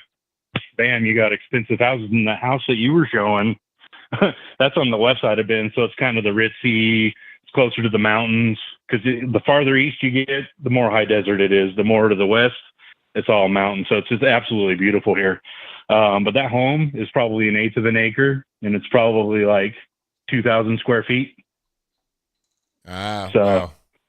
Yeah, dude. Crazy. Dumb. Yeah, it's getting out of hand, bro. Definitely, man. Well, thank you for your call. I definitely appreciate you. Absolutely, dude. Yeah, I just wanted to touch base because I don't know how many people from here would actually call in, so I figured you'd get a kick out of that, man. I really enjoy your program. So I'll give you a little shout again one of these days, bro. I appreciate you. Have a good night, man. Same to you. Bye. All right. Yeah, that's crazy. Californians, man, it's like a virus. I said it before. If you live in California or you are a Californian, I'm not talking about you. I'm talking about your liberal colleagues that then fled the state and spreaded their liberal virus all over the place. I'm talking about them. That's the problem. Let's keep on rocking here. And the number to call, 434-658-1220. 865, you're online. Who am I speaking to? Hey, you're speaking to Laurie back in the hills, ABL. I saw an interesting thing on the YouTubes the other day. It was a little thing about Chattanooga, one of the burbs in Chattanooga. one of the teachers was a substitute, and she was one of those pink-haired people, and they had taken her picture in August, and she was wearing some kind of a really weird outfit. And come to find out, they did like the police did a sting operation on her. And like I said, come to find out, she wound up being a prostitute. And her husband was a trans man. So that was a big, hairy deal. I didn't know if you had heard about that or not. Yeah, I did a video on it, actually, because I heard about that. I saw the first picture a while back, and they thought it was a transgender person. But really, it was a woman who had a mastectomy. So this woman was just kind of like confused about who she wanted to be. And then the husband is really a woman, I think. It's really just kind of crazy. And they were I don't know. I saw a beard or something. You saw a beard for sure. And they had access to small children, and not only small kids, but special needs kids. So this was really crazy, a crazy story. Yeah, and the staffing company, it's like they couldn't see what she was. They had no idea. Yeah, it's like, come on. Like, it's pretty obvious what's going on. Like, they said that the staffing company had spoken to her, but didn't really see a problem with what was going on. It's like, I see the issue right in front of me. I mean, you have a confused woman, doesn't know what's going on, and then the husband, the wife, whatever, got a beard, and at the same time wearing a dress. It's a mess. It's a mess. Yep, definitely. So it looks like maybe one of the kids had taken the picture, probably showed it to Mama. Yeah. Mama saw it, and Mama said, "Oh, hell no." Exactly. Because we don't play that game here in Tennessee, especially not in the Chattanooga area. That's right. All right, ABL, I just thought I'd bring that up. I didn't know if you had seen it or not, or knew about it, but I should have known better. Right on. All right, well, thanks for talking. Thanks for the call. Appreciate you. Bye-bye. Yeah, that's wild. That's how you know that YouTube wants to, like, not show all my videos, because I literally did a video about that. Now, if you watch my show and you didn't see my video on it, you got to ask yourself, how did that happen? It's weird. But that's why I try to be everywhere, all over the place, have the website, and do other things. Let's keep on rocking. Let's go to 631. You're on the line. Who am I speaking to? Hi, ABL. This is Ann from Long Island, New York. Nightmare. And I mean, can you? I know you didn't touch base on this subject, but what did you think about the Palestinians in Manhattan feeling like they had the right to take over Grand Central Station? Yeah, I didn't really see. I am outraged. You don't even know. I thought I was having a breakdown. That nobody did anything except arrest 200 of them. It was thousands. Mm. I can't stand living. I don't know where to move, because every state is taken up by some other horror story. It's like, where do you go today? And it costs $10,000 to move. So I don't know what to do anymore. I mean, is this country ever going to get better? I mean, I can't really call it like... President Trump was here now. It's out of control. They actually think they have rights here, these illegal aliens. Why do they think that? I would seriously want to know. Because if it was American citizens that took over Grand Central Station and protested like that, we would all be in jail. Not 200, all of us. I mean, we have no rights anymore. I'm just, like, losing my mind in New York, because it's crazy. It makes no sense whatsoever. I mean, an illegal alien crashed into my car with the Mercedes Sprinter van. No driver's license, couldn't speak English, could nothing. Okay? I have very bad injuries from that accident. But luckily, the Sprinter van was a business. So, okay, they're going to get sued. They are sued. But that guy got out of the truck and started yelling at me. I was the one that was injured. Who are you? I said, shut up. I was so mad. I was just so mad because they don't have driver's license. They don't know where they're going. And they don't know how to drive, quite frankly, in New York. Anyway. And if that sounds racist to anybody, I mean, I'm sorry, but it's not.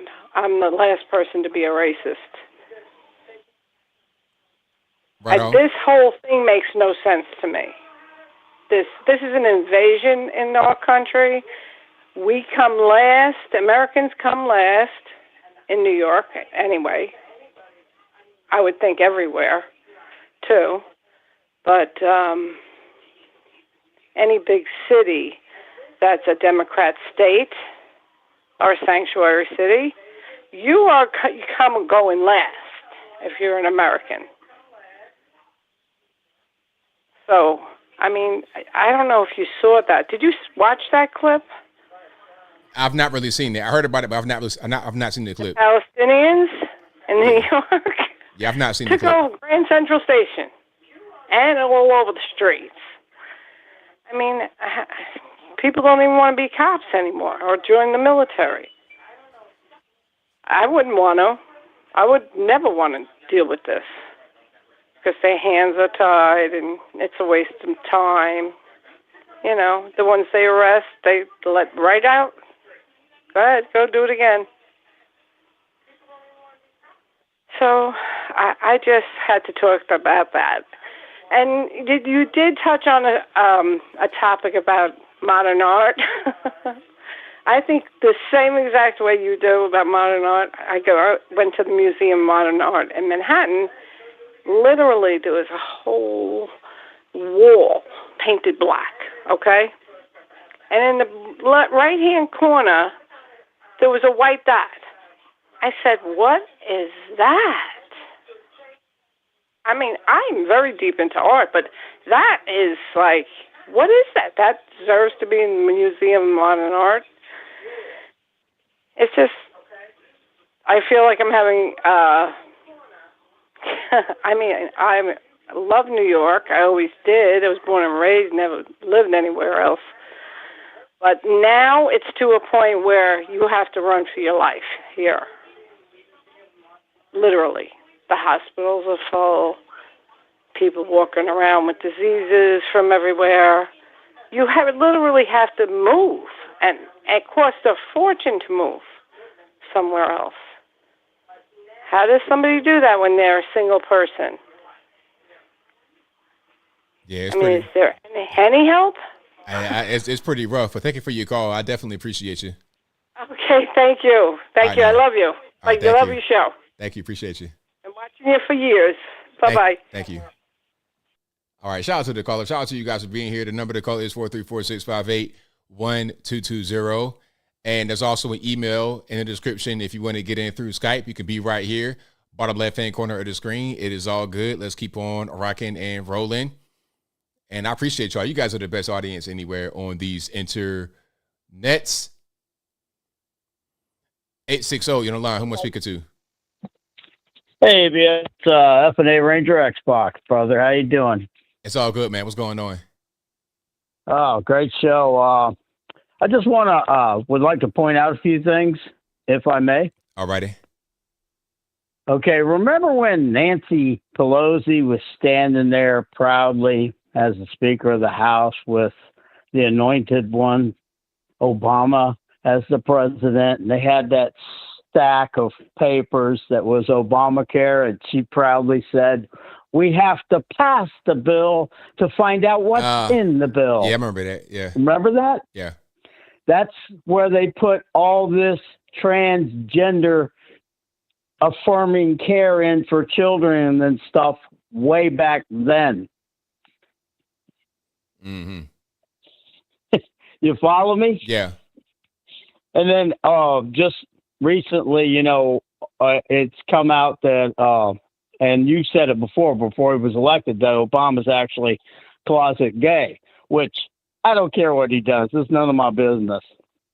but still being deceitful. Yeah, That's very just much another. so. And about these mass shooters, I have a friend. He was nurse's aide in a prison, and he's retired. And he's not the kind of nurse's aide that like cleans up bedpans and stuff. He's the kind of nursemaid that holds you down while the nurse gives you the injection or whatever treatment they have to give you. But he was also a Navy medic attached to the Marine Corps. And he retired from the prison. But see, when he looks at criminal cases, which as a state worker in the prison system, he had access to. So he looked at all these mass shooters. And he says, and he was just telling me this afternoon. I had to cut the conversation short, and I will find out more. But he said there's 3 specific drugs that every single one of these mass shooters, because they always have mental issues, they're always on the radar, and they're always being treated. And they treat them with the exact same 3 drugs. And I promise you, ABL, I will get the name of those drugs. Because he was going to tell me, I said, look, I got to go, buddy, I got to go. But anyway, that's all I got for tonight. God bless you, ABL. My God. What a ride, huh? Oh, I know what it was. Did you hear on Waters World where the FBI and the CIA are blackmailing our politicians? That's how the FBI got a brand new headquarters building. That's what I'll close with, ABL. Thank you for your call. God bless you, ABL. Take care. All right, now. Yeah, I've not heard about that, actually. I need to go check that out. But that's no surprise. I mean, there's so much, like I say, federal government, so corrupt. Anything like that I hear, I'm not surprised at all. That's pretty much par for the course, unfortunately. 973, you don't know how much speaker to. Hey, ABL. Good evening. How are you? I'm doing well. About yourself? I'm doing good. Are you hearing me clearly? I hear you well. Perfect. So listen, oh my gosh, you said something earlier. You think you made a video, either it was earlier today or it was yesterday. I don't remember. But I was watching it. And you said something that is so true. Once you start opening the door to one thing, ABL, you start opening the door to other things. Mm-hmm.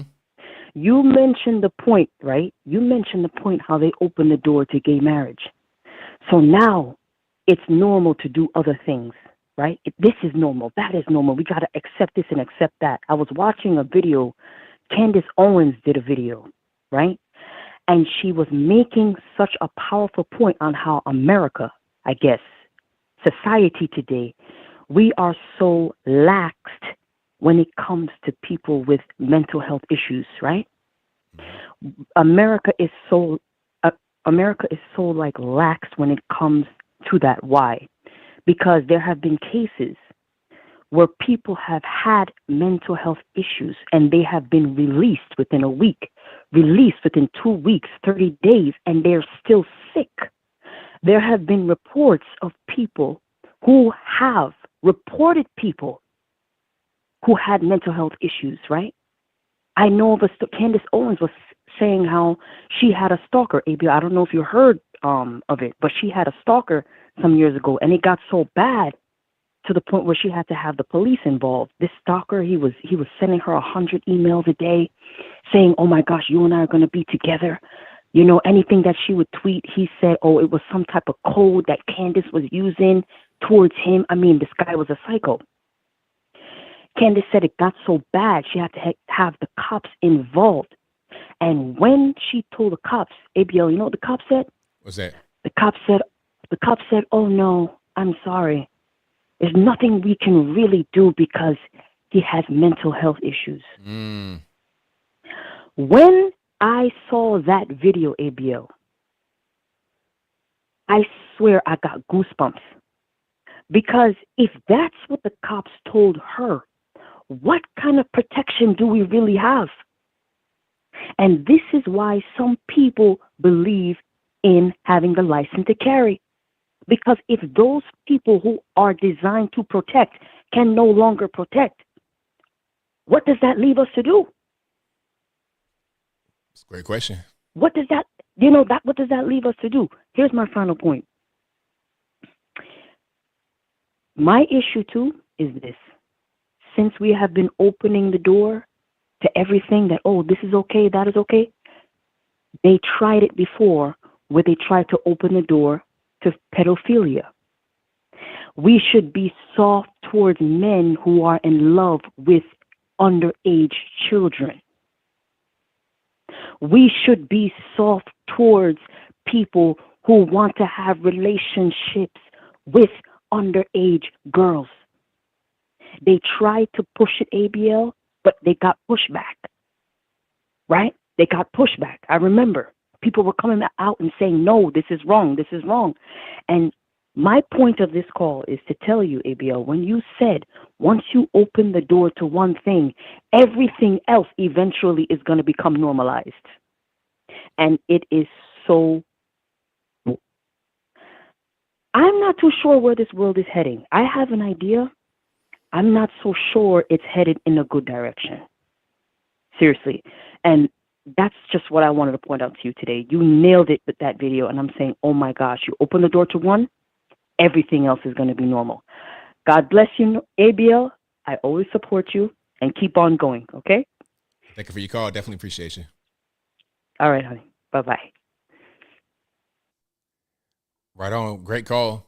Yeah, I mean, she understands where I'm coming from. When you start to just, and that's a plan. You know, these people that want to do certain things that are really crazy, they understand how they got to go about it. They got to ease it. They can't just go straight to, okay, we can get married to a cat, a rock, or a frog, or a dog. Let's start first with, let's just have same-sex marriage. It's okay. Love who you want to love. Then they're going to go downhill from there. They're going to take just small steps. Drag queen story time.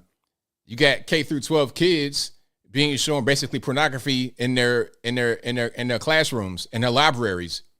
So then when they grow up, they're going to be more open-minded to just whatever's going on. See, that's how they do. Let's keep on going.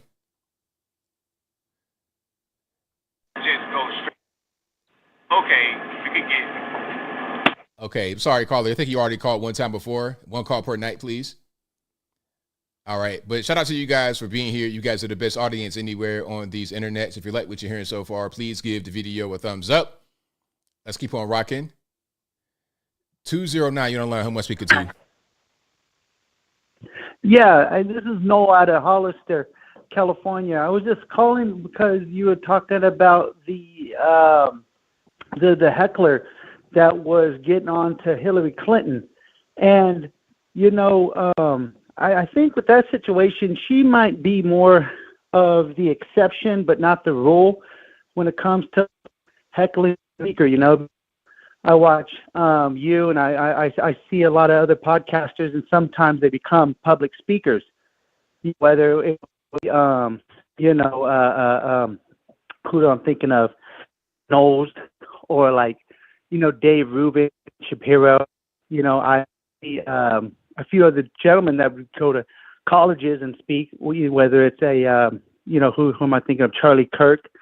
But, you know, so, you know, when it's people are public speaking, you know, I sometimes I'm like, okay, I see a bunch of hecklers that would interrupt that. And so I'm not sure I would really entice that type of behavior. But my question is, when it comes to, like, you know, people like Hillary, with our situation in the world right now, would we, you know, would that be more the exception but not the rule? Would you say to that question? What's the question? Like, you know, Hillary Clinton, you know, that gentleman that was heckling her when she was public speaking at that conference, and that gentleman was bugging her about Biden's speech. I mean, I got that part. I mean, I understand what you're saying, but, like, what's the actual question you want to ask me? The question is, when it comes to, like, you know, people that are public speaking, do we consider that, and we're heckling them? Would we consider that like the exception or the rule with Hillary Clinton? Okay, so basically, I got you. So basically, the question is, okay, normally heckling is bad, but then Hillary Clinton is okay because of who she is. Now, the thing about it is Hillary Clinton is part of the DC establishment. Although she's not in politics currently, she's part of the game. She can make things happen. It's just like when somebody's in office, it's the same thing as questioning them and what they have going on. If they have power to change your life and that power to enact policy and do certain things, I don't really see a problem necessarily, especially when they've demonstrably done things that can really impact your life. Now, if I'm coming to speak at an event, I don't have the same kind of influence or power or anything like that a Hillary Clinton would have. And I respect people's rights to have a difference of opinion, freedom of speech or whatever. So I'm not necessarily totally against it. Now, when you start to get unruly and carrying on, it's different. But a Hillary Clinton, a person with that much power and cachet in Washington, D.C., I think it is different. Yeah, I agree. I think that's more of the exception, definitely, with the state of affairs in the world right now and what they're pushing and how much influence they have over in Washington, D.C. So, yeah, no, that's my only question. Okay, hey, thank you for your time. You have a good night. Thank you for the call. Definitely appreciate you. All right, bye-bye. And shout out to the caller. Yeah, it's a good question. Very good question. All right. Now, I have somebody that's one of you guys has called already earlier tonight, but I only have one call per night. So if you got on earlier tonight and I talked to you, there's only one call per night. So try next time. I got you. All right. Let's keep on rocking here. And the number to call is 434-658-1220. 408. You're on the line. Who am I speaking to? Hi, this is Melina. How are you doing tonight? Oh, well, how about yourself? I'm doing okay. I took a ban on YouTube earlier today. It was your video about the Oregon schools. First ever YouTube ban in like 17 years. And it was because I was trying to put information about a whistleblower, school whistleblower, and, excuse me, terribly nervous. Her name is Charlotte Iserbyt, spelled Iserbyt. And she has a website called deliberatedumbingdown.com. I tried to put that in the comments, and it failed. Finally, my last comment was like, quit censoring me or something. And then I got the pop-up saying, you're banned for 24 hours. Like, what happened? Anyways, but I just wanted you and everybody to know that the dumbing down in the school system has been going on for a lot longer than anyone realizes. Longer than you and I have been alive. Most people that are listening now have been alive. And I just think that it's really important that people are aware of what Charlotte Iserbyt has found. On her website, again, it's deliberatedumbingdown.com, you'll find free ebooks. One is called Deliberate Dumbing Down of America, and the other one's called Soviets in the Classroom. Both of them are really important, and I highly recommend them. That's all I wanted to say tonight. Well, thank you for your call. Definitely appreciate you. Thank you. All right. Yeah, that's really strange. I've never heard about a 24-hour ban. I've never heard of that. Just so we're clear, I did not do that. That's YouTube being, well, first there's two things. Number one, I don't allow links in the comment section. So automatically all links get blocked. It doesn't matter what you post. You cannot post links in the comment section. You cannot post links in the live chat. It just won't work because what'll happen is you have bots and trolls that will put links that will lead you to a harmful website. And you can't really tell all the time what's what. I tell you guys all the time about the trolls that come in. The trolls will come in with no links. They'll say, hey, text this number and it's ABL selling you some life insurance or cryptocurrency, and it's not that. So if I had links, they will just put a link right there and tell you to click that. And if you're not really paying attention, you can click that link. Then that can affect your computer. That could be a bad thing. So I don't allow links. So you're not being censored. It's just a matter of a safety measure on my end for you guys, really. But as far as a 24-hour ban, that's news to me. I've never seen that before. So I don't know how that really works. That's something that YouTube has going on. 614, you're online. Who am I speaking to? Hello. Hi. My name's Stella. I'm calling from Canberra in Australia. And I just wanted to say I absolutely love your show. And I just can't believe all the craziness that's going on right now over in your country. They're really flipping the switch in regards to the guns. I think they're going to pull a lot of heaviness with trying to take the guns off you guys just like they did here. Incredible how the game is exactly the same. They get a mass shooting, okay? Bryant, okay, the guy in Tasmania that did that. I personally know a person that knew him and knew his ex-girlfriend and things like that. Unbelievable.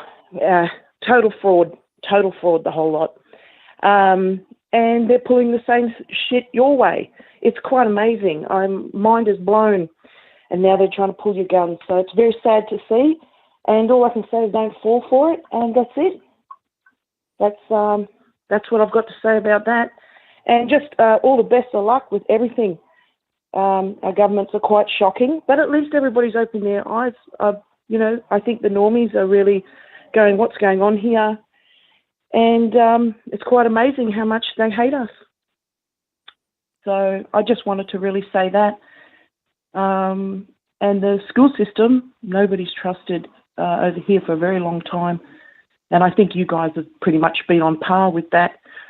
But, from across the oceans, I just wanted to say hi. Well, thank you for your call. I definitely appreciate you. Thank you. We're thinking of you. Bye. Right on. Yeah, that's definitely a thing they did over there in Australia with the gun confiscation. Same thing. Oh, well, there's mass shootings going on. You guys are going to be in danger, all this, that, and the third. And that's just a way for them to take your rights away, to take your ability to protect yourself away. And then when that's gone, the door is open to other things potentially happening to you. It's a problem. So, yeah, shout out to the Australians. Shout out to Australia. Hey, you guys hang in there and the land down under. Now, how is it? It's like the seasons are flipped, right? So we're getting into fall, so they're probably going into spring. They're probably leaving winter, going into spring, and we've left summer, and we are officially in fall. We've been in fall for a month, so they're probably a month in the spring. So shout out to the Australians. All right. And if you like what you're hearing so far, please give the video a thumbs up. Like the video, share the video, do all that good stuff. That'll help me out tremendously. Oh, yeah. And Australia during C-19, it was crazy. So I saw some of those videos. It was looking like China down there. China is like a lot of influence on Australia because it's not that far away. It's like right up the way. It's a whole lot happening. All right, let's go to 912. You're on the line. Who am I speaking to? Hey, what's going on, ABL? This is Joel Davis Media Network, buddy. All right, man. What's going on? Nothing, man. First and foremost, want to say a very great show again tonight. Really enjoyed it. I want to talk about the Robert Card suspect. First of all, rest in peace to the families that had to experience that type of tragedy. You know what I'm saying? That is so it's heart-wrenching, to know that these people's lives are going to be changed forever. I feel like that this man, even though what he did was wrong and not making excuses for him, but I feel like the military and everyone around him failed him to get out of control like this, because it was reported that he went to a mental health facility, 2 weeks, early in the summertime or around the summertime this year for 2 weeks, right? So my thing is, and I see this happens with a lot of veterans that have mental health problems, that people think that they can just give them some medicine, pat them on the back, and send them on their merry way. And what happens is that that's the wrong answer. And that's how we have tragedies like this happening in our country. Because it's not a gun problem. It's not how can I put this? It's not a gun problem. It's not a type of weapon that we got to stop manufacturing. It is a people problem. And the people problem is that a lot of these people that do this type of crime is not getting the proper treatment like they supposed to. I think that mental health has became out of focus, especially for veterans, for a very long time.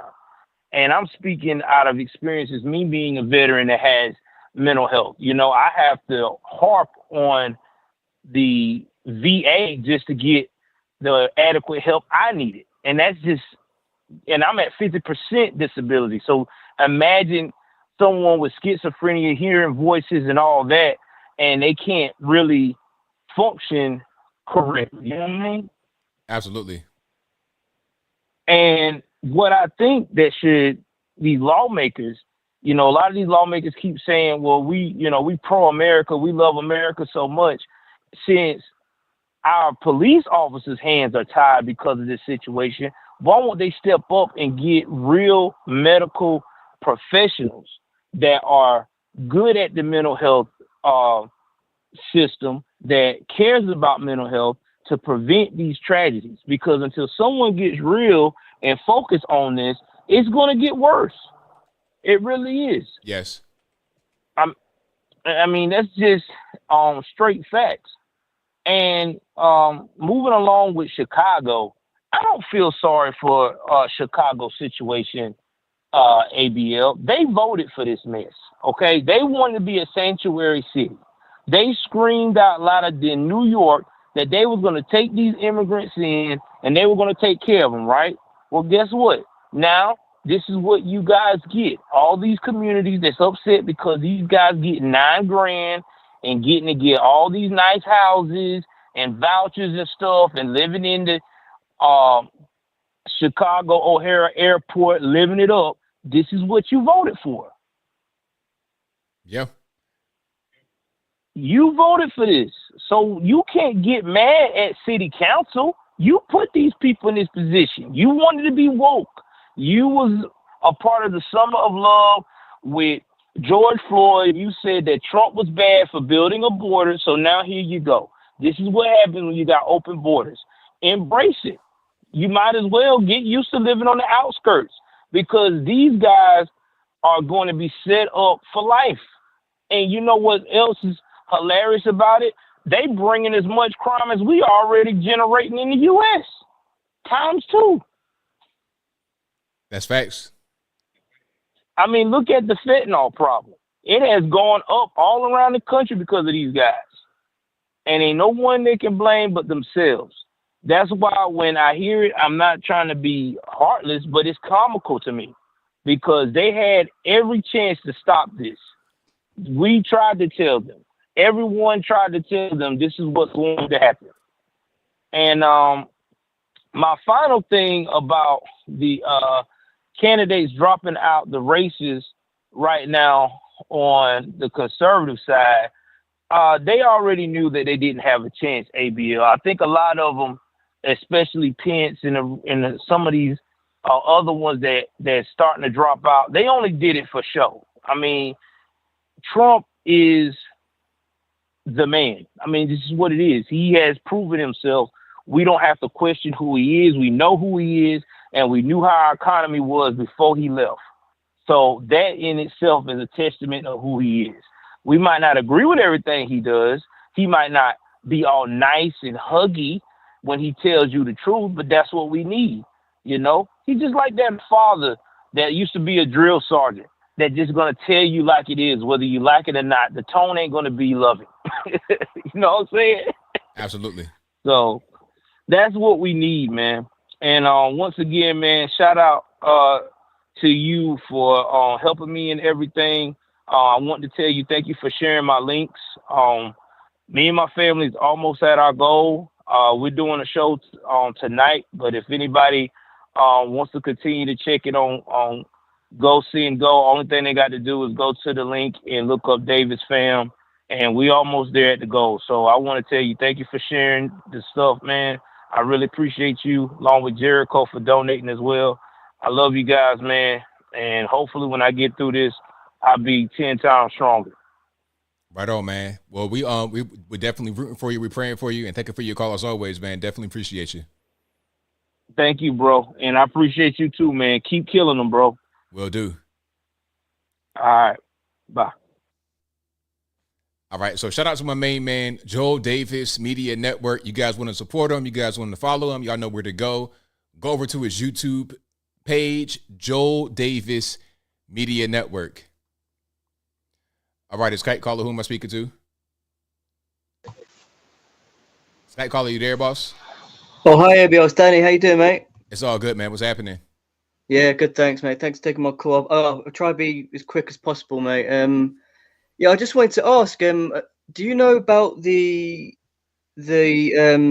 school massacre in the UK that happened in 1996?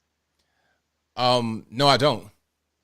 Yeah, so I just wanted to quickly just tell you about that, because I know there was obviously you're talking about the massacre recently. And so it happened in a school in 1996 in a place called Dunblane.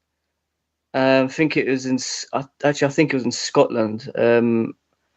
So basically, pretty much what happened is a guy called Thomas Hamilton.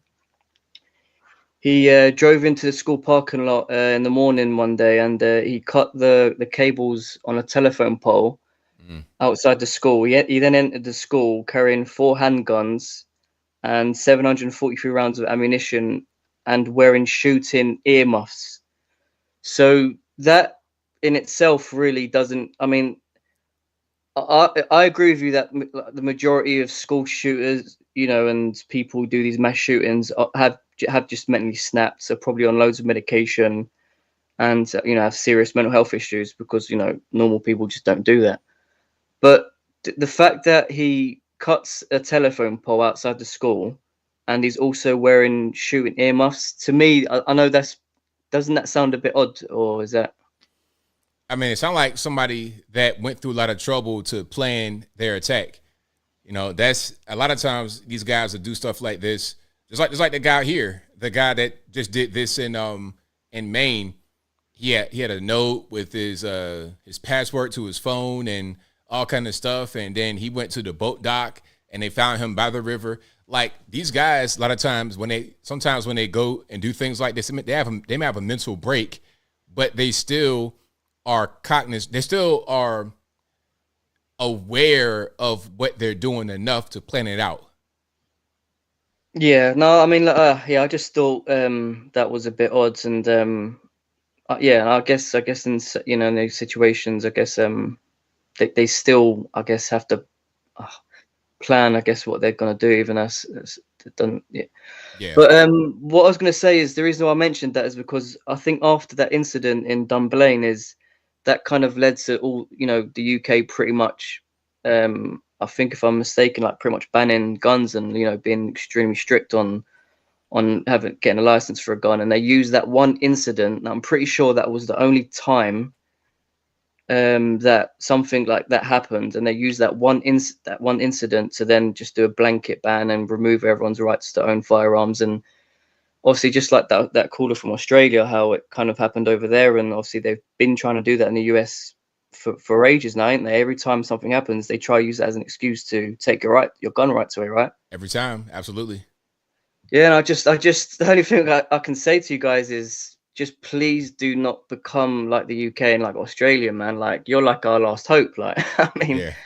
I don't mean to laugh, but it's not a joke. I mean, every single time these things happen, they use it as an excuse to try and do it. And for me, that's why I feel like people should have guns. So for when situations like that happen, you've got something on you to actually take out the threat and to take out the evil that's present, and to protect the innocent people around you. I mean, it's just common sense, man.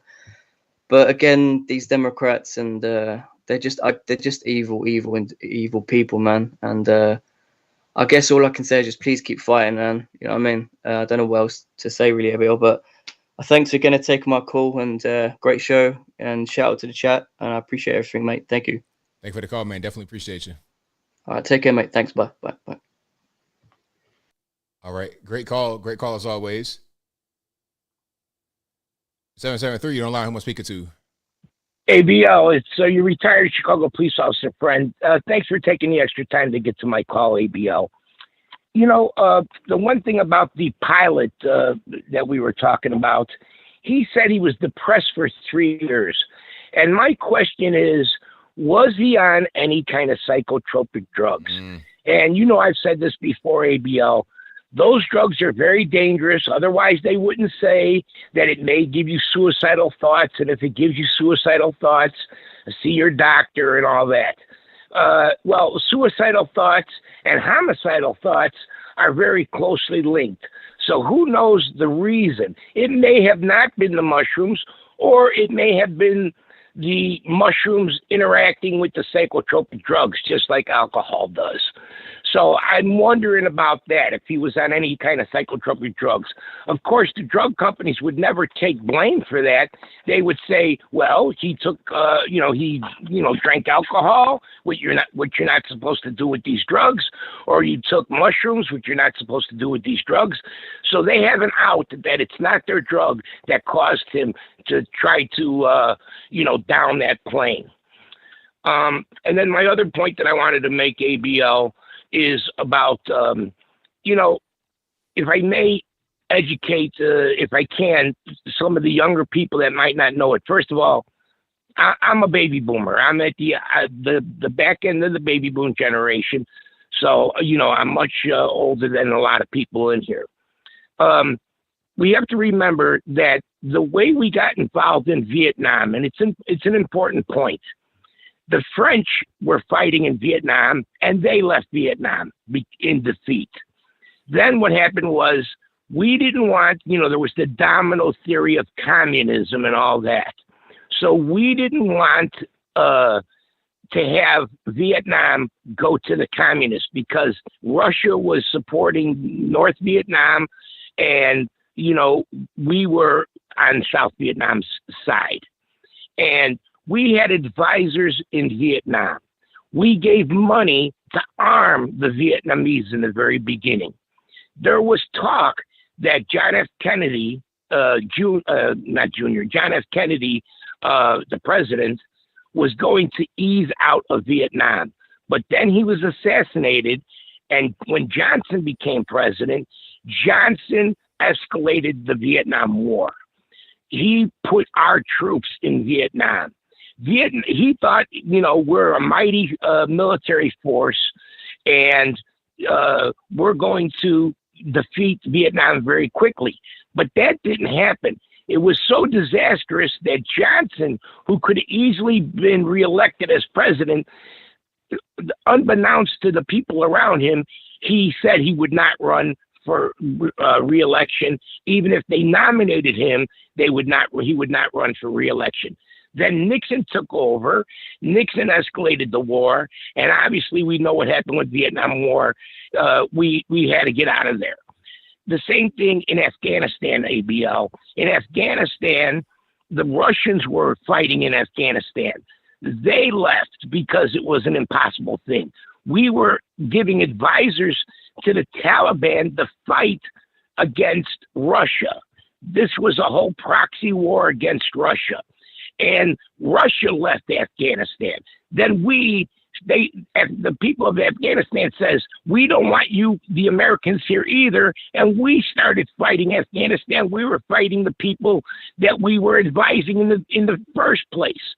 The same thing has happened in the Ukraine. We are giving money and advising the Ukraine. Before you know, we'll be in a war with Russia. The same thing with the Israelis. We give money. They're telling you what they're going to do. You saw that one guy on your video, ABL, saying that if we have to put troops on the ground, they're already telling you that that's where this is going.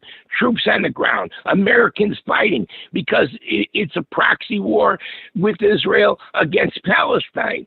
We're getting involved in all these foreign wars, and this is not the way to go. Can't we learn from history? That's why I mentioned Vietnam and Afghanistan and all these other places, because you could see where this is going. If you leave it to the Democrats, this is where this is going to go. That's why you need somebody that won't put up with this. We are not going to fall into this trap.